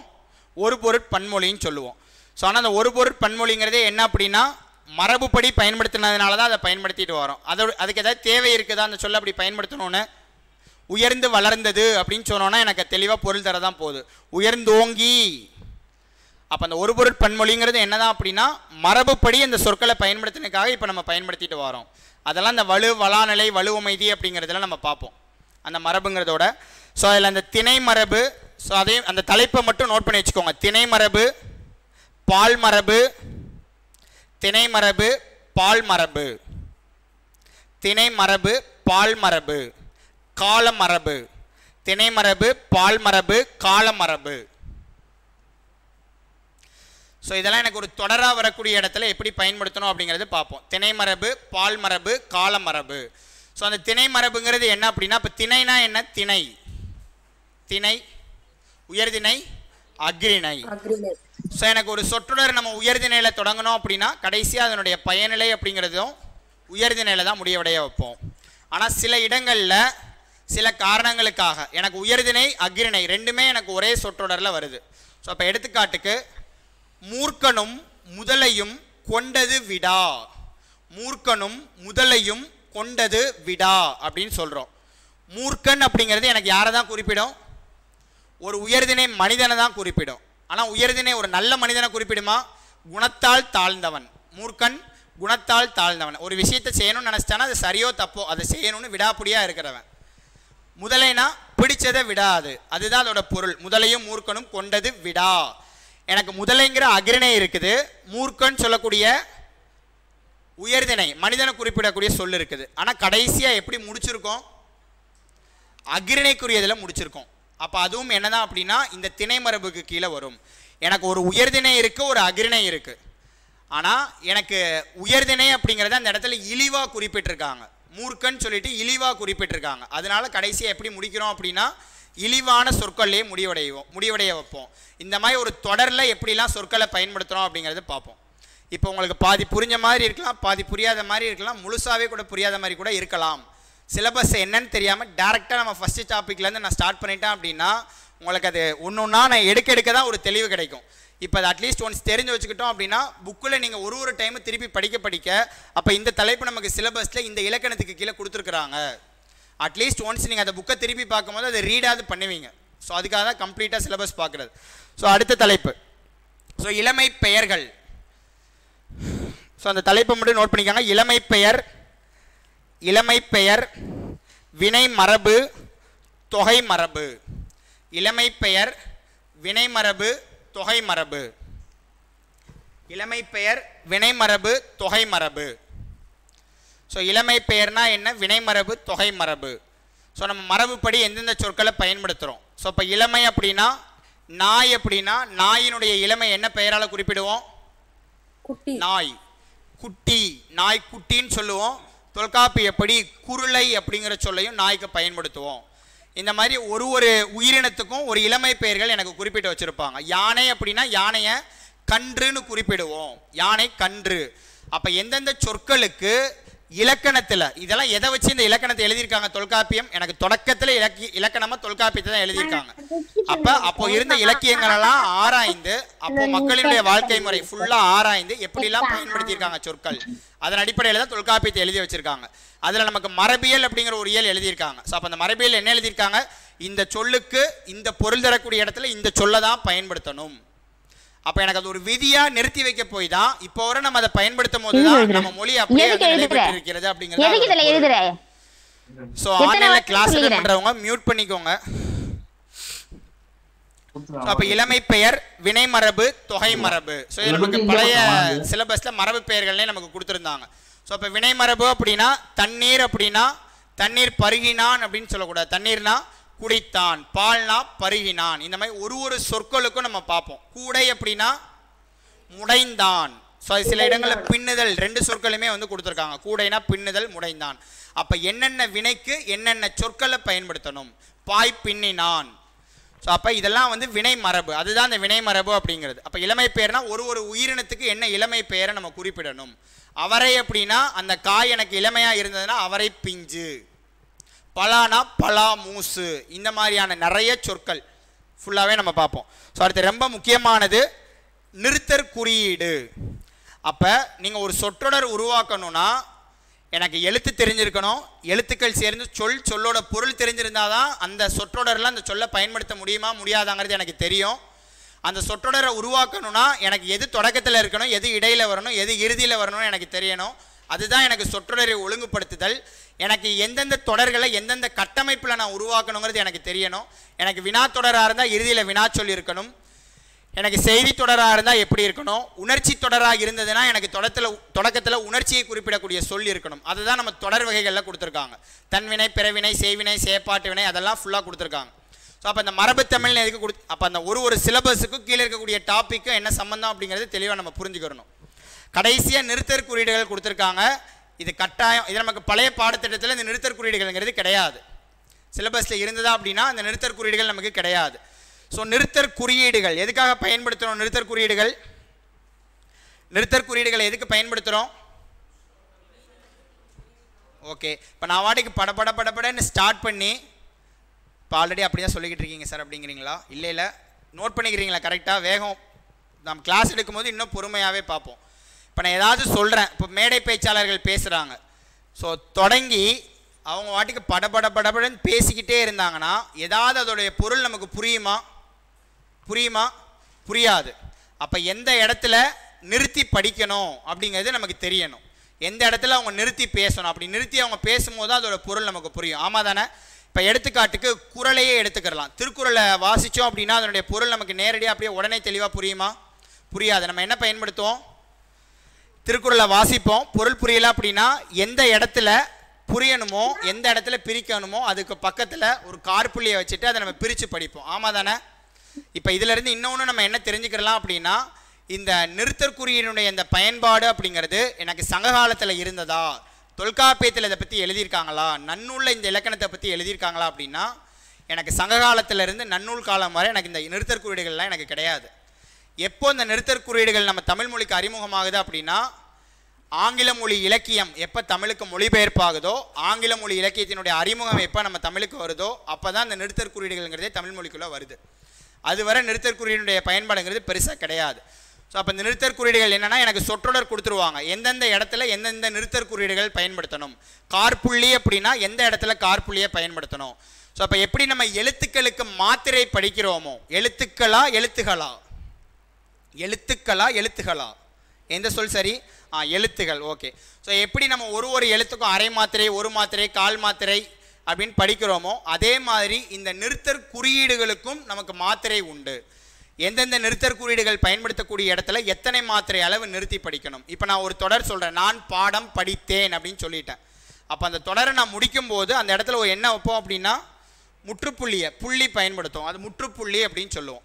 அப்போ முற்றுப்புள்ளி முடிஞ்சு நான் அடுத்த ஒரு தொடர் படிக்கிறேன்னா அந்த இடத்துல கிட்டத்தட்ட ஒரு 4 மாத்திரை கால அளவுக்கு அந்த இடத்துல நம்ம நிறுத்தி படிக்கணும். இப்போ கார்புள்ளி பயன்படுத்துகிறோம், உழைத்தால் வாழ்வில் உயர முடியும். ஸோ அப்போ உழைத்தாள் அப்படிங்கிறது அதுக்கிட்ட நம்ம கார்புள்ளியை பயன்படுத்துவோம். அப்போ கார்புள்ளி பயன்படுத்தக்கூடிய இடத்துல ஒரு நொடி ஒரு மாத்திரை நிறுத்தி படிக்கணும். இப்போ எந்தெந்த இடங்களில் எந்தெந்த நிறுத்தற் குறியீடுகளை பயன்படுத்தணும். இப்போ உணர்ச்சிக்குறி அப்படின்னா நம்ம பேசக்கூடிய தொடர்கள் உணர்ச்சியை வெளிப்படுத்தக்கூடியதாக இருந்தால் அந்த இடத்துல என்ன பயன்படுத்துவோம்? உணர்ச்சிக்குறியை பயன்படுத்துவோம். வினா எழுப்பக்கூடிய இடத்துல வினாக்குறியை பயன்படுத்துவோம். இந்த மாதிரி ஒரு நிறுத்தற் குறியீடுகளையும் பயன்படுத்துவதற்கு நமக்கு விதி உண்டு. ஸோ அப்போ வினாக்குறினா எனக்கு வினாச்சொல் இருந்தால் மட்டும்தான் வினாக்குறி பயன்படுத்துகிறோம்னா இல்லை, வினாச்சொல் இல்லாத சில இடங்கள்லையும் எனக்கு வினாப்பொருளை தரக்கூடியதாக இருந்தால் வினாக்குறி பயன்படுத்தலாம். இந்த இடத்துல எதெல்லாம் விதிவிலக்கோ நான் ஒரு இடத்துலையும் விதிவிலக்கை தனியாக சொல்லிடுவேன். நீங்கள் அதுக்கெல்லாம் ரொம்ப அதிகமாக முக்கியத்துவம் கொடுத்து நீங்கள் பார்க்கணும். அதெல்லாம் தான் நமக்கு நிறைய கொஷினாக ரிஃப்ளெக்ட் ஆகிறதுக்கு வாய்ப்பு இருக்குது. எனக்கு வினாச்சொல் இல்லாமல் எப்படி வினாக்குறி அமையும்? எனக்கு தொடர் பார்த்தா எனக்கு வினா தொடர் மாதிரியே தெரியாது, ஆனால் அதோட பொருளை எடுத்தோம் அப்படின்னா எனக்கு அது வினா தொடராக இருக்கும். இப்போ எடுத்துக்காட்டுக்கு படிக்காமல் தேர்வில் வெற்றி பெற முடியும், படிக்காமல் தேர்வில் வெற்றி பெற முடியும். இதுக்கு புள்ளி வச்சு முடிச்சிடலாமா? படிக்காமல் தேர்வில் வெற்றி பெற முடியுமாங்கிற கேள்வியே இல்லை. இப்படி நான் சொல்லும் போதே அது வினா தொடர் தான். எனக்கு இது என்ன பொருள், எனக்கு இதை வினா பொருளில் மட்டும்தான் இந்த தொடரை நம்ம எடுத்துக்கிற முடியும். ஆமாம் தானே? இது அப்படியே நேரடி பொருளை நம்ம எடுத்துக்கிற முடியுமா? படிக்காமல் தேர்வில் வெற்றி பெற முடியும் அப்படிங்கிறத நேரடி பொருளாக எடுக்க முடியுமா? உழைப்பின்றி வாழ்வில் உயர முடியும், நேரடி பொருளாக எடுக்க முடியுமா? இதெல்லாம் வந்து நான் விழித்து ஒரு கேள்வியாக கேட்பேன். உழைப்பின்றி உயர முடியும், படிக்காமல் வெற்றி பெற முடியும், இந்த மாதிரி ஒரு இடத்துலையும் நம்ம விதிவிலக்கு பார்ப்போம். எந்த இலக்கணம்லாம் பார்க்குறோமோ அங்கே விதிவிலக்கு, அந்த விதிவிலக்கெல்லாம் குறிப்புன்னு போட்டு தெளிவாக நோட் பண்ணி வச்சுக்கோங்க. ஸோ அப்போ இந்த நிறுத்தற் குறியீடுகள் அப்படிங்கிறது நமக்கு இப்போ இருக்கக்கூடிய இந்த பாடத்திட்டத்துக்கு புது தலைப்பாக கொடுத்துருக்காங்க. ஸோ அப்போ இதிலேருந்து நம்ம அதிகமான கொஷின்ஸ் அப்படிங்கிறத வந்து எதிர்பார்க்கலாம். முக்கியமாக இந்த ஒரு அழகில் நமக்கு எத்தனை வினாக்கள் அப்படிங்கிறது கொடுத்துருக்காங்க. அப்போ அதை பேஸ் பண்ணி நம்ம அதிகமான வெயிட்டேஜ் அப்படிங்கிறது கொடுத்து படிக்கணும். ஸோ அடுத்தது கலைச்சொற்கள். இந்த கலைச்சொற்கள் நமக்கு அழகு 4ல் கொடுத்துருக்கக்கூடியது. ஒரு இயலோட இறுதியில் நமக்கு பள்ளி பாடப்புத்தகத்தில் கலைச்சொற்கள் அப்படிங்கிறது கொடுத்துருப்பாங்க. ஆனால் அது மட்டும் போதுமானதா அப்படின்னா இல்லை. நமக்கு அந்த இடத்துல என்ன கொடுத்துருக்காங்க, ஒரு துறை ரீதியாக நமக்கு கொடுத்துருக்காங்க. ஸோ புவியியல், அரசியல், வரலாறு அப்படின்னு சொல்லிட்டு பிரித்து கொடுத்துருக்காங்க. ஸோ அப்போ நம்ம புக்கில் அந்த ஒரு இயலோட இறுதியில் இருக்கக்கூடிய கலைச்சொற்களையும் படிக்கணும். எக்ஸ்ட்ராவாக நோட்ஸாக கொடுத்தோன்னா நீங்கள் அதையும் படிச்சிடணும். ஸோ இன்னொன்று என்னென்னா, நமக்கு அந்த சோசியல் சயின்ஸ் புக்கு, சயின்ஸ் புக்கெல்லாம் எடுத்துக்கிட்டிங்க அப்படின்னா ஒரு லெசன் முடியும் போது பாக்ஸ் போட்டு இங்கிலீஷ் அதுக்கு இணையான தமிழ்ச்சொல் அப்படிங்கிறது கொடுத்துருப்பாங்க. ஆமாம் தானே? அந்த மாதிரி இருக்கக்கூடிய எல்லாத்தையும் நீங்கள் கம்ப்ளீட்டாக படித்து வச்சிடணும். ஸோ அப்போ நீங்கள் புக்கில் இருக்கக்கூடியது 6th-லேருந்து 12th வரை புக்கில் இருக்கிறத ஃபுல்லாக படிக்கணும். அங்கே இருக்கக்கூடிய கலைச்சொற்களையும் நீங்கள் தரவாக படிச்சிடணும். அதுவும் கலைச்சொற்கள் தான். அது இல்லாமல் நோட்ஸ் கொடுக்குறது, அதை மட்டும் நீங்கள் படிச்சிங்கன்னா போதும். ஏன்னா நமக்கு பழைய பாடத்திட்டத்தில் அதில் வெறும் ஒரே ஒரு கொஷின்ஸ் அப்படிங்கிறது மட்டும்தான் 1 or 2 கொஷின் தான் இருக்கும். இங்கே நமக்கு அந்த கலைச்சொற்களில் மட்டுமே என்ன கொடுத்துருக்காங்க, 10 கொஷின் கொடுத்துருக்காங்க. இந்த இடத்தோட நமக்கு ஆங்கிலச்சொல் கலைச்சொல் நின்றல. கீழே திரும்பியும் ஒரு அழகில் அதை கொடுத்துருக்காங்க, ஆங்கில சொல்லுக்கு இணையான தமிழ் சொல்னு சொல்லிட்டு. கிட்டத்தட்ட எனக்கு ஒரு ஆங்கில சொல் கொடுத்து அதுலேருந்து தமிழ் சொல் கேட்கக்கூடியது மட்டுமே எனக்கு எத்தனை கொஷின் இருக்கும் அப்படின்னா 15 கொஷின் கொடுத்துருப்பாங்க. ஸோ அதில் அந்த 5 கொஷின் இருக்கிறது கூட நம்ம எளிமையாக பதில் கொடுத்துடலாம். இந்த 10 நம்ம ரொம்ப தெளிவாக படிக்கணும். ஸோ இப்போ சயின்ஸ்லலாம் நிறைய டெர்மினாலஜி வரும், அதுக்கு அப்படியே நம்ம கரெக்டாக. ஸோ இப்போ நிறைய நம்ம படிக்கிற விஷயம்லாம் இங்கிலீஷில் சோர்ஸ் கிடைச்சதுன்னா அதை போய் கூகுளில் ட்ரான்ஸ்லேட் பண்ணோன்னா நமக்கு கரெக்டாக தமிழில் கிடைக்குமா? கிடைக்காது. அது ட்ரான்ஸ்லேட் பண்ணதுன்னா அதோட மீனிங்கே நமக்கு புரியாத மாதிரி இருக்கும். ஸோ அப்போ அதுக்கு கரெக்டாக ஒரு சொல்லுக்கும் என்ன தமிழ் சொல். ஸோ நமக்கு நிறைய நம்ம தமிழ்நாட்டில் இருக்கக்கூடிய தமிழ் யூனிவர்சிட்டிஸே இந்த மாதிரி இருக்கக்கூடிய அந்த கலைச்சொற்களுக்கெல்லாம் இணையான தமிழ் சொற்கள் புத்தகமாகவே நமக்கு வெளியிட்டிருக்காங்க. அதுக்காக ஒன்றொன்றுக்கும் நம்ம தேடி படிக்க தேவையில்லை, ஓரளவுக்கு குறிப்பிட்ட அளவுக்கு அந்த சொற்கள் நமக்கு தெரிஞ்சு வச்சுருக்கணும். கலைச்சொல் அப்படிங்கிறது இதுக்கு பேஸ் சோர்ஸு ஸ்கூல் புக்ஸ். ஆனால் ஸ்கூல் புக்கை தாண்டி கண்டிப்பாக நம்ம அந்த ஒரு துறை ரீதியாக கொடுத்துருக்காங்க, அதிகமான சொற்கள் நம்ம தெரிஞ்சு வச்சுருக்கணும். ஸோ அடுத்தது வாசித்தல் புரிந்து கொள்ளும் திறன். ஸோ ஆக்சுவலாக இந்த மொத்த சிலபஸுமே இந்த ஒரு தலைப்பு தான். வாசித்தல் புரிந்து கொள்ளும் திறன் இருந்தால் மட்டும்தான் நம்மளால் கரெக்டாக பதில் கொடுக்க முடியும். ஸோ அதில் என்ன கொடுத்துருக்காங்கன்னா ஒரு 10 5 வினாக்கள் கேட்கக்கூடியது வாசித்தல் புரிந்து கொள்ளும் திறன். ஸோ அதுக்கு எந்த மாதிரிலாம் கொஷின் இருக்குன்னு கொடுத்துருக்காங்க. முகப்பு செய்தி, அரசு சார்ந்த செய்திகள், கட்டுரைகள், இவற்றை வாசித்தல் புரிந்து கொள்ளும் திறன். ஸோ அப்போ அது தொடர்புடையது. செய்தித்தாளில் ஒரு செய்தி வந்தால் அந்த தலைப்பு எடுத்து எனக்கு கொடுத்து அதுக்கு கீழே 5 வினாக்கள். ஸோ இந்த வினாக்கள் எப்படி இருக்குங்கிறது நமக்கு தெளிவாக ஒரு புரிதல் இருக்கணும். ஸோ நம்ம ஸ்கூல் டேஸில் படித்த மாதிரி ஒரு பேராகிராஃப் கொடுத்துட்டு அதை ரீட் பண்ணிவிட்டு கீழே 5 கொஷின் கேட்பாங்க, அதிலேருந்து ஆன்சர் எடுத்து எழுதிடலாமா அப்படின்னா அப்படி இருக்கிறதுக்கான வாய்ப்பு ரொம்ப கம்மி தான். ஸோ அதை ரீட் பண்ணோன்னா அதில் இருக்கக்கூடிய சொல்லோட பொருள் நமக்கு தெரியுதா, அதில் இருக்கக்கூடிய சொற்களை பிரித்தெழுதுகாவோ, அதில் இருக்கக்கூடிய சொல்லுக்கு எதிர் சொல்லாவோ, அதில் இருக்கக்கூடிய ஒரு சொல்லுக்கு இணையான ஆங்கில சொல் என்ன, அந்த மாதிரியான கொஷின் எனக்கு கீழே இருக்கும். அப்போ அதை ரீட் பண்ணி நம்ம எப்படி புரிஞ்சுக்கிட்டு கீழே அந்த 10க்கு சரியான தலைப்பு தருக. ஸோ அப்போ அந்த மாதிரி தான் கீழே எனக்கு 5 கொஷின் இருக்கும். எனக்கு 10க்கு கீழே 5 வினாக்கள் கொடுத்துருக்கிறதுனால ஸோ அந்த பேசிஸில் நமக்கு கொஷின் இருக்காது. அப்போ இதுக்கு மேலே என்னெல்லாம் தலைப்புகள் பார்த்தோமோ அதன் அடிப்படையில் எனக்கு அந்த 10லேருந்து ஒரு 5 கொஷின் அப்படிங்கிறது கேட்பாங்க. ஸோ அடுத்து உவமைத்தொடர், மரபுத்தொடர், பழமொழிகள், பொருள் அறிதல், ஆவண உள்ளடக்கங்களை புரிந்து கொள்ளும் திறன். ஸோ அந்த உவமைத்தொடர், மரபுத்தொடர், பழமொழிகள். ஸோ இந்த தலைப்புகளும் நம்ம புக்கில் இல்லாதது நிறைய படிக்கணும். ஸோ இது பெரும்பாலும் நமக்கு எதில் கேட்குறாங்கன்னா இலக்கிய பாடல் வரிகளோட பொருத்தி கேட்குறாங்க. ஸோ இப்போ திருக்குறள் எடுத்தோம்னா திருக்குறளில் நிறைய உவமைகள் நமக்கு குறிப்பிட்டிருக்காங்க. ஸோ திருக்குறளில் குறிப்பிடக்கூடிய உவமைகளே நமக்கு சங்க பாடல்லையும் குறிப்பிட்டிருக்காங்க. ஸோ இப்போ எடுத்துக்காட்டுக்கு முந்தை இருந்து நட்டோர் கொடுப்பின் நஞ்சும் முன்பர் நனிநாகரீகர். முந்தை இருந்து நட்டோர் கொடுப்பின் நஞ்சும் முன்பர் நனிநாகரீகர். ஸோ அந்த பாடலோட பொருள் என்ன?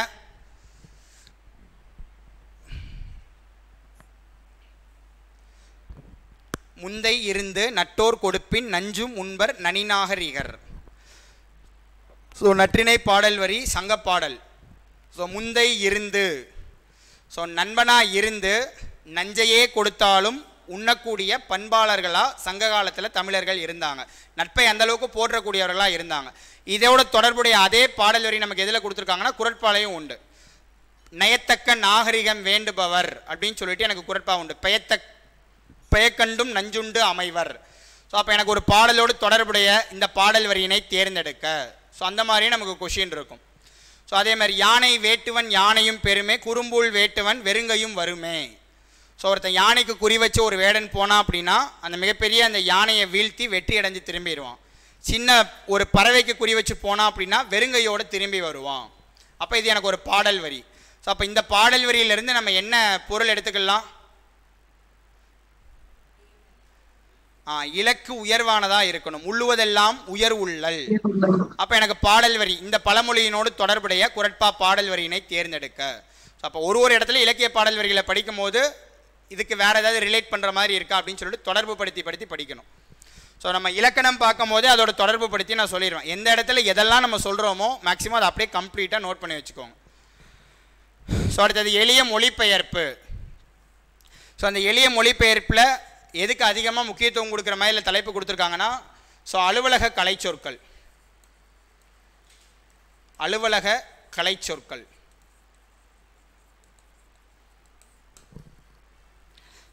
ஸோ ஆவணங்களின் தலைப்பு, கோப்புகள், கடிதங்கள், மனுக்கள், மொழிபெயர்ப்பு ஆகியவற்றை புரிந்து கொள்ளுதல்.